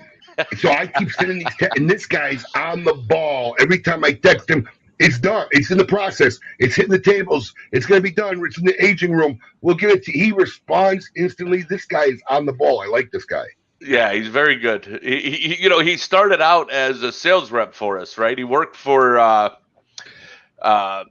Emerson's, one of their stores for Scott Regina. And so I remember I hired Tyler. He works for about, I don't know, maybe 6 months on the road. And Christian calls me. He says, "Listen, I love this guy. He's committed. He loves what we do, but he can't sell anything." I said, he's like, "We got a job in Miami." He's like, "Ask him if he wants to move to Miami." So I called Tyler. I said, "Tyler, you want to?" I said, "Hey, what do you think about moving to Miami?" He says, "Listen, I've always wanted to live in Miami," because he studied abroad in Mexico City. He did an internship. He could speak Spanish. So he says, "Can I call you back tomorrow?" I said, "Yeah." And an hour later, he calls me back. He says, "So if I don't take the job in Miami, am I getting fired?" I said, "Let's just say you're not making it to the sales meeting."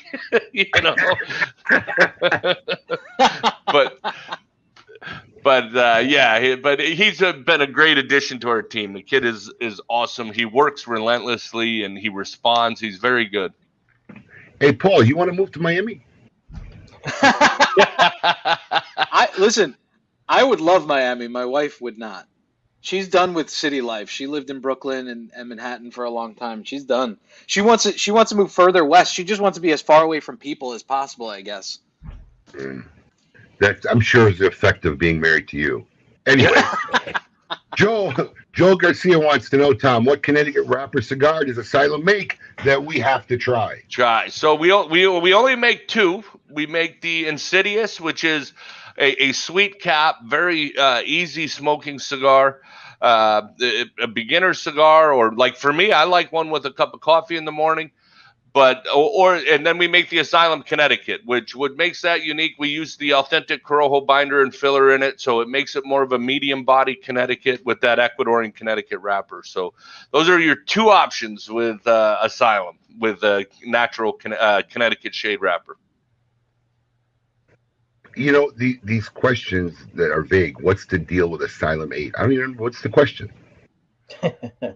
What's the question there? Yeah, well, what's the deal? Hey, Tom, what's the deal? Yeah, what's the deal? The deal is they're sold out. I don't know what to tell you. You're too late. You missed the boat. What's the deal?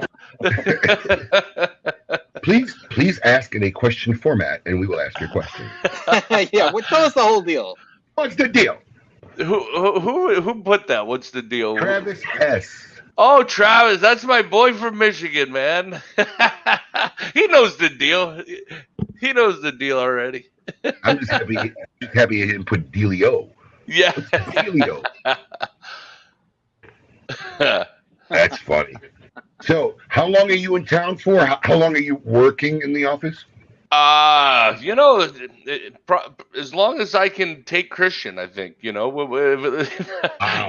think what makes us, no, I'm kidding. What makes us work so well, we've been working together for a lot of years, and we really do get a lot of ideas done, but I have no set time to go home quite at this point. I'm here for, we said a month or maybe two. So, eventually, obviously, I got to go home. My boys, I have 2 children in high school that I need to go see. So keep in line.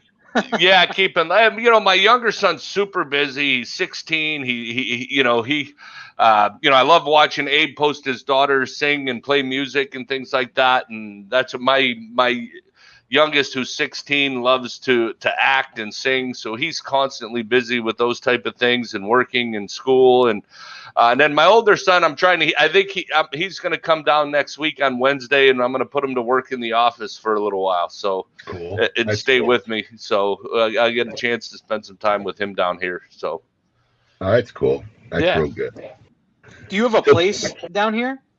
No, I'm staying with Tyler with Baba Booey. He just bought a condo in North Miami. So I'm like, hey, you want a roommate for a little while? He said, yeah, sure. I said, all right, we'll pay you rent. So helping him pay his mortgage for the couple months while I'm here. Baba Booey, what a nice little move there. Yeah. Good for you. So Christian didn't open up his doors at all, did he? Yeah, no. His wife is we call I love Alex, but we call Alex the Colombian Health Authority through COVID. So nobody like you bring the groceries got to be washed when they come in, the bags, everything. So yeah, the Colombian Health Authority is not allowing Tom to stay at the house. So which they usually do. So they're always very gracious guests to me, and when I'm down and. So I'm with Tyler this time. Yeah, she's like a hardcore workout girl, man. You see it all the time, man. I mean, you probably might have lost a few pounds if you went and stayed with them. Yeah, no shit, Abe. You know better than that. I'm not doing 2 workouts a day. 2 a day? Are you kidding me? that shit's not gonna work for me. I would have paid good money to see one of you in her workout videos. Yeah. I'll ride the Peloton. That's it. Speaking of Peloton, Paul, how many minutes have you powered into your Peloton bike? Oh, you're a Peloton guy, Paul? Well, actually, so I was going to be a Peloton guy. So we were all set to buy it. We were starting the process online. No, so here's what happened. So we were starting the process to buy it, and my wife was like, all right, we got to go to Costco. So we went to Costco and we saw the Echelon with the screen on it for $900. And I was like, you know what? Instead of $3,000, $900 sounds a lot better, doesn't it? For something that I probably will just not use. It'll be a laundry rack. So we bought the Echelon, joined it. I'll tell you what, my wife was hesitant about it, and she's on it every single night, which is great. I've been clocking 3 nights a week. So, but it is hard, man. I'm not gonna lie. It is hard. I did twice this week. Yeah, twice. You see how I always catch Paul lying? No, because today's Saturday. Every KMA episode. How long are these rides? It depends on the night. So not last night, the night before, I did a 30-minute. But it was a low impact one, so it was a lot easier than normal. So that's funny. So I had bought one, and my fiance Tina lives in Canada, so just across from Detroit. So it's obviously not been very easy for me to get back and forth across the border. So I wanted to order one for her for Christmas, and she's like, I don't know if I like riding a bike. It's never really been my thing. And then the gym's closed down. So I just went and got the one I had at home because I had never ridden it yet. And I brought it to her, and I ordered another one to my house.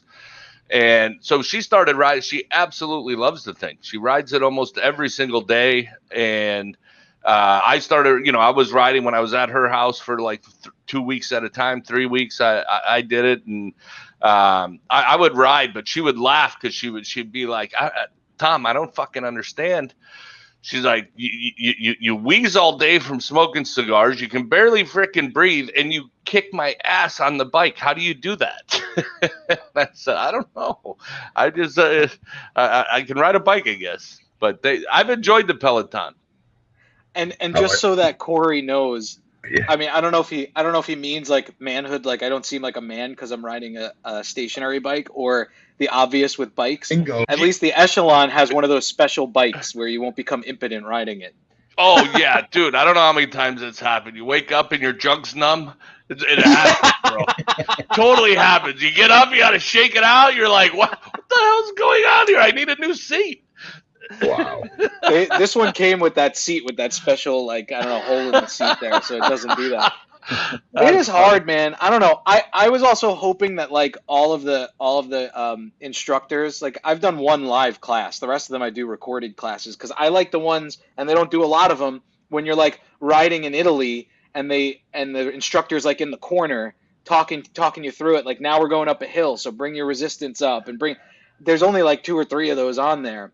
But the live ones, I was hoping that like all the girls would be like smoking hot, and that would be a motivation. The live ones are hard. Like, yeah, I can't hard. Keep up.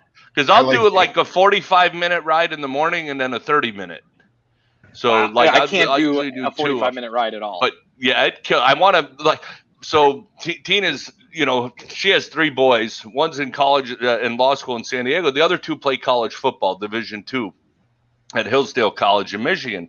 So they were home because of the problem. So they would ride every day, right? So one day I get this idea. I'm like, let me see how close I am to, 2 23-year-old college, 21 and, year old college athletes, right? So they're doing the hardest rides they can find with the highest tension. And they would finish, they're amazing. They would finish in the top 1,000 out of 73,000 people. They would be like 800, 1,200. But I'm telling you, I wasn't so bad. I would finish in the top like 10%. I'd finish like 7,000, 5,000. I'm actually pretty good at it. Wow. I like There's David not that Clark's many people comment. on Echelon. I like David Clark's comment. What's that? What did David Clark say? Oh, I wish my I don't know if David's going to be married much longer. Your wife doesn't watch KMA, David. Yeah. He's right. I do too. I do. I ride bikes a lot. In fact, I was just gonna tell you, Paul, why don't you come take a ride with me and Petra? We go for like a 45-minute hour real bike ride. I do that with Axel because we have the seat that sits in the front, and he likes sitting there. So we'll go around like the neighborhood here, but we do like 3 miles. No, but we pedal hard. We go straight west. We go out west. Maybe one day. We go straight out west. I used to, when I was in Chicago, my cousin Fat Lou, which some of the guys have met and know, had a liquor store in Elston. And I don't know, I guess it was maybe about an 8 to 10 mile ride. But I used to come home from work with my dad in the grocery business, get home about 7:30. I'd hop on the bike and ride down Milwaukee Avenue all the way to his shop, top speed. And then we'd sit there and drink all night, whatever. And then we'd throw my bike in the back of his car and he'd give me a ride home. I was going to say, yeah, you can't ride back. I used to like riding. We have our correspondent now live after some technical difficulties. All right. Do we want to guess where he's at?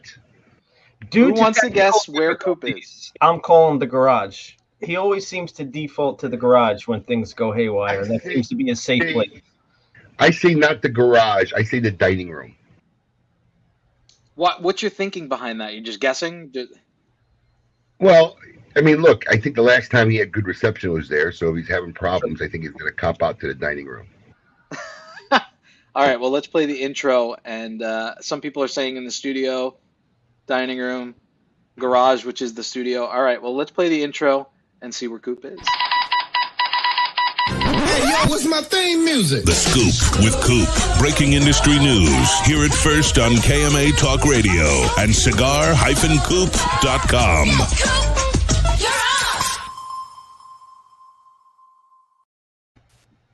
And there he is. The studio. He's in the studio. With the right hat on. Nice hat. Yeah, look at Coop. Yeah, the party in the box arrived yesterday.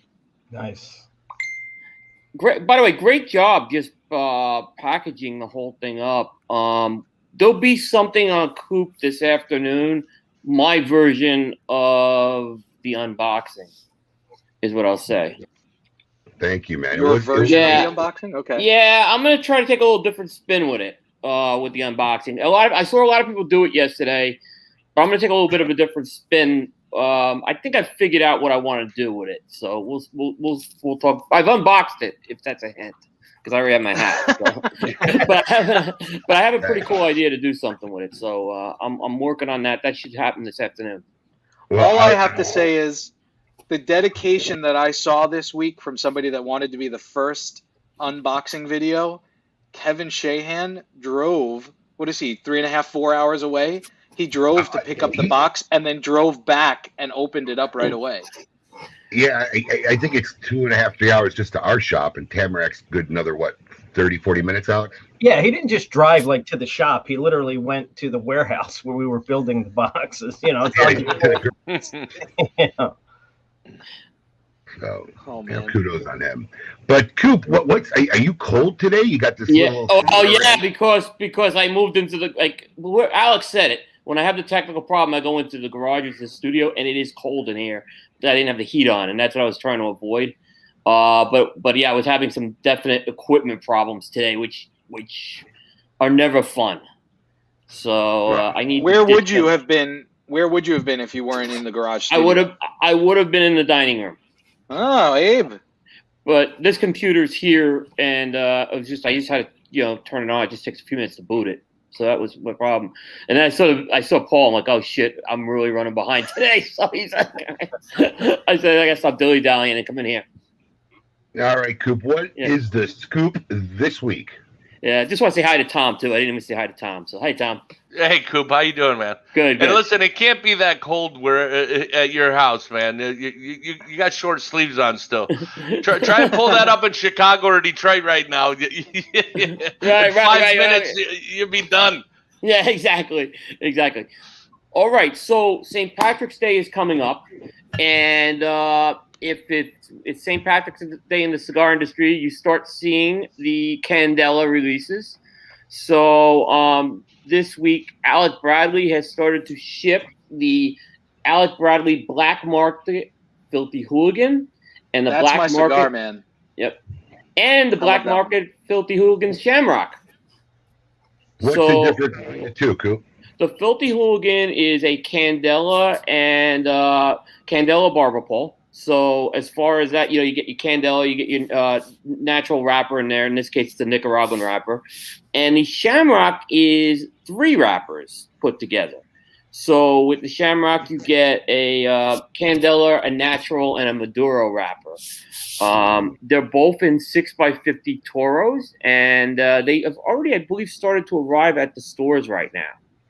So this has been, Alec Bradley's been doing Filthy Hooligan releases every year for the past 9 years.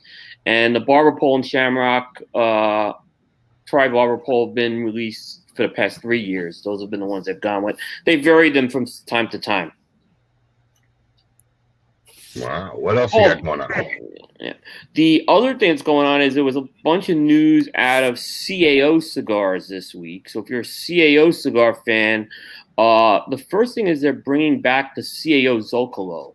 The Zocalo was their first San Andreas Mexican wrapped cigar, and it was released in 2018 as a limited edition release in a 6x60 format. And the cigar actually got a very good reception. I actually liked that cigar. It was a really good cigar. And they've decided to bring back the Zocalo this time as a regular production cigar. So it's going to come in not just that 6x60 Gigante size, but you're going to be able to get it in a Toro and Robusto format, 6x50 Toro, 5x52 Robusto. Those cigars should start arriving at retailers in early March. Now, does is that going to be a limited production, or is that going to be a regular? They bring it back as a regular release. Regular release is what they're saying. Okay. They changed up the packaging too. It's got the Mexican flag on it, so it's kind of fit in with that whole CAO World Series of the Brasilia, the Italia. So Zocalo is the name of a square in Mexico City. That's how that name comes about. It's that big plaza, big gathering plaza in Mexico City. That's where they come up with the name. Interesting. Yep. And not to forget that, CAO has got the Mortal Coil coming out. This is a limited cigar, and it's part of a new limited series that they're calling Arcana. And the idea with this is to highlight some of the rarer tobaccos from all over the world. And in this case, what's it called? I didn't get that pronunciation. What was it called? Mortal Coil. Okay. Yep. And that is a cigar that's going to highlight the use of Andullo tobacco. So Andullo tobacco is a tobacco it's a cured type of tobacco that's done in the Dominican Republic, popular. And what they do is they essentially roll the tobacco into these pods that they call yaguas. And then they kind of shave the tobacco off the pod. And they use that type of tobacco primarily for snuff. But it's become more popular in recent years to use Andullo tobacco in some cigar blends. La Aurora and Altadis are two examples of companies that have done it. But now General's taking their turn with CAO. So the Mortal Coil is also going to feature a Connecticut broadleaf wrapper, Connecticut shade binder, as well as that Dominican Andullo tobacco and other Dominican and Honduran tobaccos in that blend. It's going to come in one size, a 6 1/8 by 50 Toro size, and that has already started to arrive at stores as we speak. Interesting. Yep. Sounds like sausage. It literally looks like a sausage. Do it, right? Isn't that what it's called? Yeah, it's like a block, actually. Yeah. The stuff's like a big block of tobacco, like compressed together. It literally looks like a tobacco salami roll is the best way to put it. Yeah, I mean, literally that's what it is. It's actually, a couple years ago, La Aurora had an example of one of them at the trade show. Really? Yep. All right. What else you got going on? The final thing this week comes out of Crown Heads. So Crown Heads is bringing back the Le Carême Bellicosos Fino. So Le Carême is their Connecticut broadleaf line they make with Ernesto Perez Cruz Jr. It's primarily a box press line, but they do one round size every once a year, which is a Bellicosos Finos, based on the popular Cuban 5.5 by 52 size. And they did it in 2018. They did it in 2019. They didn't get it out in 2020, but it's back for 2021. And that is a limited production cigar, 1,012 count boxes. And those should be starting to arrive at retailers over the next few weeks as well. So if you're a Crown Heads fan, you want to check that one out. Yeah, okay. They seem to be chugging along, Crown Heads, making some of their LE stuff and projects like that. Yeah, they seem to find a groove. They didn't get their TAA cigar out last year, but because I know that Ernesto's factory, he was shut down and partially shut down a good part of last year. So they still got some stuff out of Nicaragua, but this brand particularly comes out of the Dominican factory, and I think this one was maybe that's why they couldn't get it out last year, the Bellicosos Finos, for sure. Anything else going on this weekend, Coop? That's it for this week. What do you got coming up this week? This week is going to be interesting. Like I said, this afternoon I'm going to be doing my version of the Great Smoke unboxing. What I'll say is it's going to focus a little more on the cigars. So you'll see something that I'm going to do with that. That should be going live sometime this afternoon for sure. And then I know we have our show on Thursday. We're going to have a guy named Jason Lois on from Veritas Cigars. And the following week, we're going to have Juan Martinez from Hoya de Nicaragua. So we have some pretty good shows coming up as far as that goes. And Coop, what did we forget to ask Tom before we get to Tales of the Tape? What did we forget to ask Tom? I'm asking if there's anything you always come up with another question or two for our guests. Yeah, so Tom, I just wanted to ask back on I always keep asking this question, but the Dragon's Milk cigar that you guys did a few years ago. Yes. I know you guys keep talking about you're gonna have something to replace that. What are the plans with that right now? Another Dragon's Milk cigar. We've got that worked out with the company who had an issue with it the first time. We've talked with them. Actually, New Holland Brewery in Holland, Michigan, has a cigar bar liquor license now, and they're putting in a full cigar bar into one of their breweries, and we're going to partner with them. Not in the brewery side, but we're going to help them with the cigar side and all that kind of stuff. So hopefully they can break ground on that part in the next few months, and hopefully by summer they'll actually have like an Asylum type lounge. We haven't kind of got it all figured out yet because it isn't finished, but so we're partnering with them again, and we're going to re-release the Dragon's Milk cigar just in new sizes. Oh, that's awesome. For folks who may not be familiar with what you guys did with that Dragon's Milk cigar, give folks a little detail about it, because it was a different type of release than some of these other ones that have done some of the barrel aging. So a lot of them actually take all the tobacco or the filler tobacco or the wrapper, or they'll just put it in the barrels and age it, and then they're constantly rotating it. So myself and Brett Vanderkamp, who's one of the owners of New Holland, we sat one day, and he said he had his guys in their wood shop basically cut the barrel, put a bunch of shelving units in it, and then we would put the completed cigars in the barrel. So the only thing it didn't have was the band on it, and we would just let them sit for a certain amount of days and then dry them. And we tried all different blends and things like that till we came up with the one we want. But we actually put the entire cigar in the barrel. Let them age in the barrels, and then we pull them out, dry them, and then they're ready to go. So that it's a process that seems to be a lot faster, and it still keeps the cigar part where you aromatically you get a lot of that bourbon smell, because what they do with the Dragon's Milk is they make bourbon in the barrel first, and then they add the beer.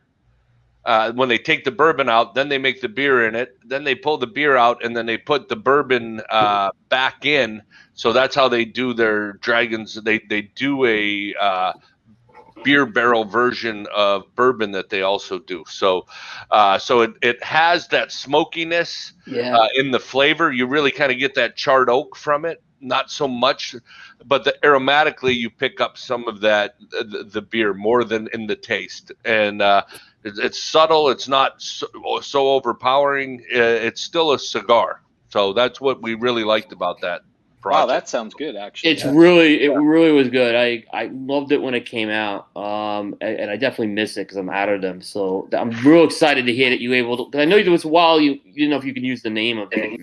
And we were fortunate. We worked it out with the person who had a problem the first time, because we just did the limited batch the first time, and he said just sell it, sell through it. But they really want to continue with the project. I think it was a good project for both of us to kind of get exposure to each other's brands. And so we've formed a pretty good friendship with those guys over there. And so they want to continue. So we're working on it. We'll probably package it a little differently and some different sizes. But we do hope to have that out again very soon.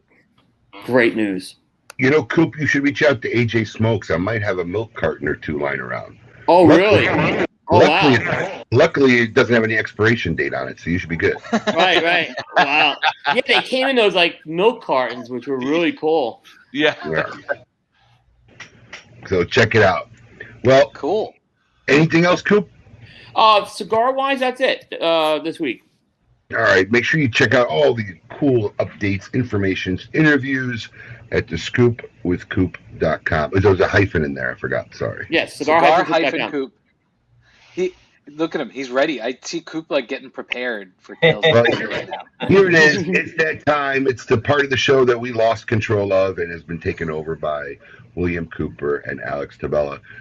This is the second episode of their top 10 boxers of all time. Let's get to the tail of the tape.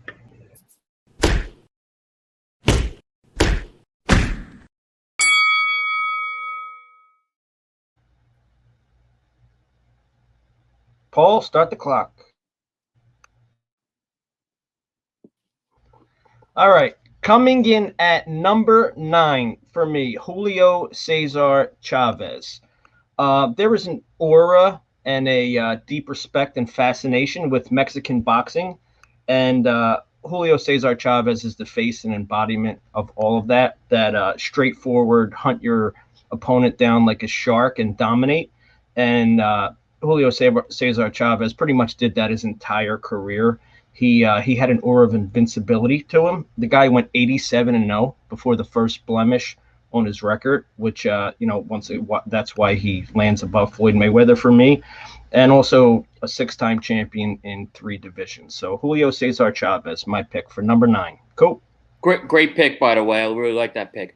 I went with a heavyweight, and I went back in time. I went with Jack Johnson, and this is going back about 100 years, I know. But I have watched a lot of film with Jack Johnson, and he was the first black heavyweight champion. And he fought back when they were fighting more than 15 rounds then, and he really beat everyone they put in front of him as far as that goes. And it really got difficult for him because he was dealing with all the racial stuff, and then he was accused of violating the Mann Act, which is transporting women over state lines. So he had to go on the road and do that stuff. So Jack Johnson, he just really did a fantastic job during this reign. Yeah, I like that pick, Coop. Just the fact that we know who he is a testament to Jack Johnson. This is a guy who fought, in the height of the Jim Crow era. Yeah. So they couldn't deny the guy. They had to give him a shot at the heavyweight title, and when he won, it actually caused race riots. That's how crazy it was. But the film's out there of his fights. That's what's really good. It's not like you can't see him fight. I've watched a lot of his films, so So I like the Chavez pick as well. I'm gonna put Coop to the test real quick. I'm gonna give you a trivia question. Let's see if we can test your boxing knowledge. Jack Johnson was the first black heavyweight champion in boxing.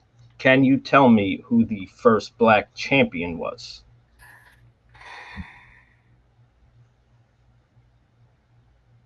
First black of anyone, right? Right, the first. I think it wasn't Johnson. No, it wasn't Johnson.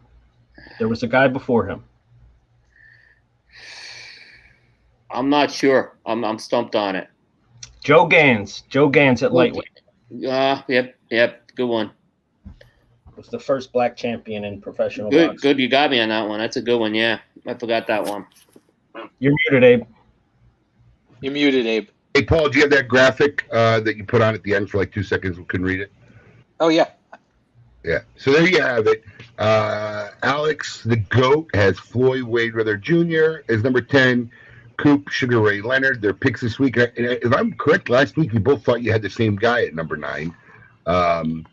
Coop went with Jack Johnson, and of course somebody I've never heard of, but the GOAT went with Julio Cesar Chavez.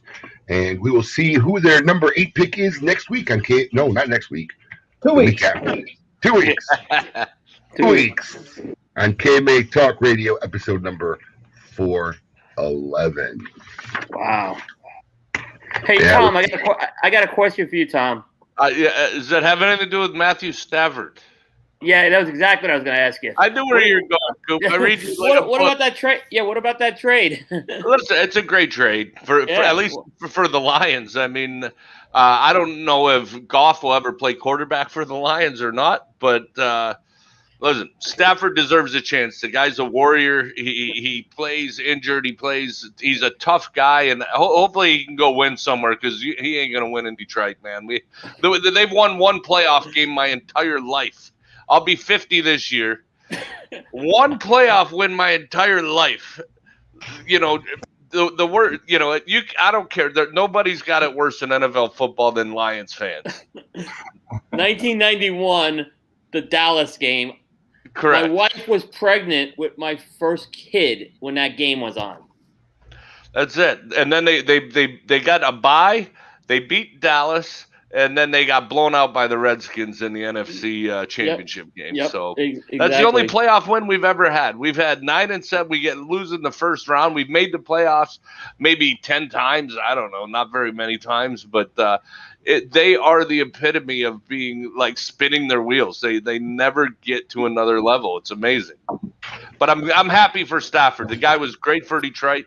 He just donated $1 million for a children's center on his way out in the Detroit area. The guy really is a class act, and I hope he does great in LA because Detroit did good. We got 3 draft picks, 2 first-round picks, and a 3rd round, and Goff. So we'll see how maybe the Lions will draft 3 tight ends with all of them. Who knows?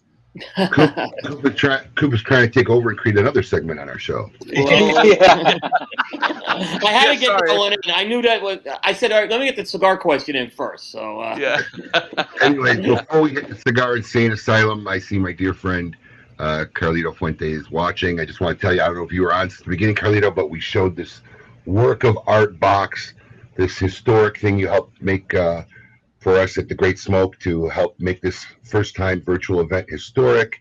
We showed it to everybody. Thank you so much.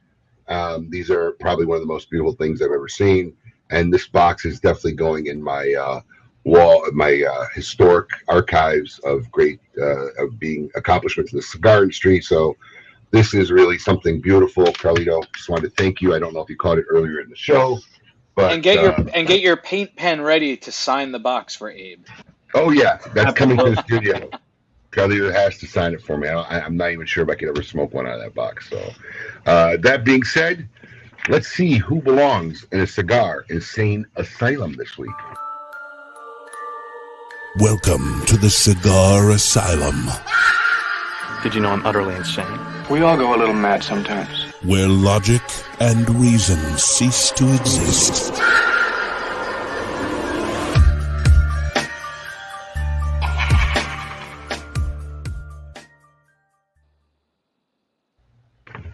Well, it's funny this week because I will say that this whole segment was actually created by Asylum Cigars and Tom Lazuka. So that's when this whole Cigar Insane Asylum began. So you were the inspiration and the cause behind our segment. So let's see who this week belongs in a Cigar Insane Asylum.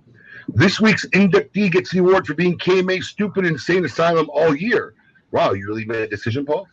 That's right. We're only in February. Police say they are searching for Joseph Davis, 48.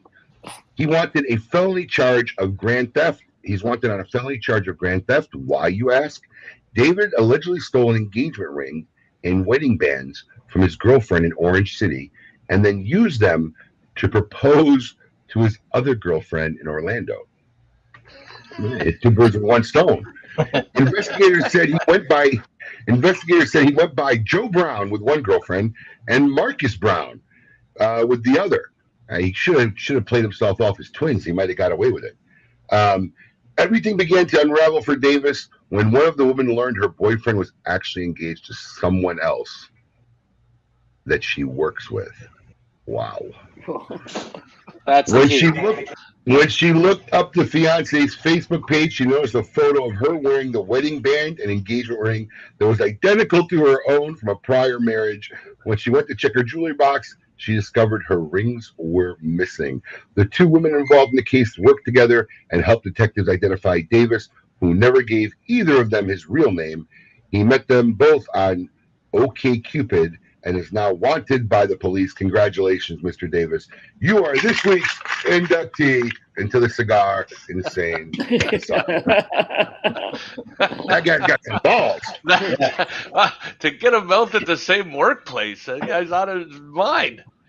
That's some risky living right there, man. Wow. That really wasn't a bad one. But I want to talk about the before we head out, the flasher from the Super Bowl. Oh yeah. Because he's actually friends with AJ Smith. Of course he is. We're trying. He messaged me. He messaged me immediately and said we should have this guy. This guy's my friend. I was like, yeah. I said the same thing. I was like, and you're telling people that, aren't you? Okay. Listen, kudos to him because according to, I don't know how real it is, the guy made like a prop bet on Vegas and supposedly made $300,000 for doing that. So I don't know that's true. 375, but Vegas they didn't pay him. They didn't pay him. They didn't pay him. Why? Because he did it himself? Yeah, he influenced the bet. They didn't pay him. Yeah. Did he did not get paid. Did you see security just beat the crap out of him when they was tackled the best tackle of the night? Absolutely. I know. I was like, look at it. It was like I was thinking it was some of the best security I've seen. Actually. Wait. I need to just verify. Does anybody not think it's wrong that this guy should not even get paid? No. There's nothing that says No, he influenced it. Exactly. You can't influence the bet. Abe, the influencer of bets. No, you can't influence the bet. I don't know. I mean, is there like fine print when you make a bet in Vegas that you can't influence the bet? There probably is, I'm sure. Yeah, sure. Yeah, anything that takes away the randomness, just like Phil Ivey had those big lawsuits because he had an Asian woman next to her who can read the the slight discoloration on a set of cards. They didn't pay him millions of dollars. If you influence or it's Vegas. If they figure out that you have any type of advantage that they don't have, you're not getting paid. Any way that they cannot pay you, they'll come up with a reason. Sounds like an insurance company. I was just going to say that. Vegas and insurance companies. The only winners are the owners. Well, I mean, I thought maybe he wouldn't have gotten paid because I don't know if that constitutes flashing, to be honest with you. That's true. Well, was it flasher or streaker? Yeah, it was a streaker bet. Or running on the field. I think the bet was for running on the field. Yeah. Oh, He was trying to pull his pants down the whole time, I noticed. Anyway. Yeah. You know what's sad was he didn't make it. Was anybody watching this clip and hoping he made it to the end zone? Well, he got to like that too. I mean, he did get paid. He slid early. He slid early, man. He didn't go for it. Listen, he slid early because he saw that security guard barreling down on the. Oh yeah. If he didn't slide, that guy would have got wrecked completely. Oh yeah. He should have dove forward. Anyway, True. We hope we made another enjoyable Saturday morning for all our fans out there. Tom, thank you for joining us. Always a pleasure. Coop, your correspondence is always a highlight of KMA Talk Radio. We will not be here next week. We will not air a best of show next week. Next week, we hope to make history with the Great Smoke 2021 in a digital format like never seen before. We hope we know many of you bought tickets and it'll be part of the experience. And we hope everyone out there who didn't get a chance or just couldn't muster up the funds to buy a ticket will still be part of the experience by watching this historic episode that will be broadcast all over social media. Until 2 weeks. When we come back, in 2 weeks, we will have Jose Blanco on the show. Oh, very good. Oh, nice. What time of day is that going to be for him? I don't know. He Late knows afternoon. Balkans, right? He's in the Balkans. late afternoon. I think that's not that bad. is what he told me. Yeah. Yeah, All he's right, gonna come on and do the show. He's feeling better, so. All right, everybody out there, we will hopefully see you all next week during the Great Smoke. Until 2 weeks, we'll be back here with KMA. Keep it lit.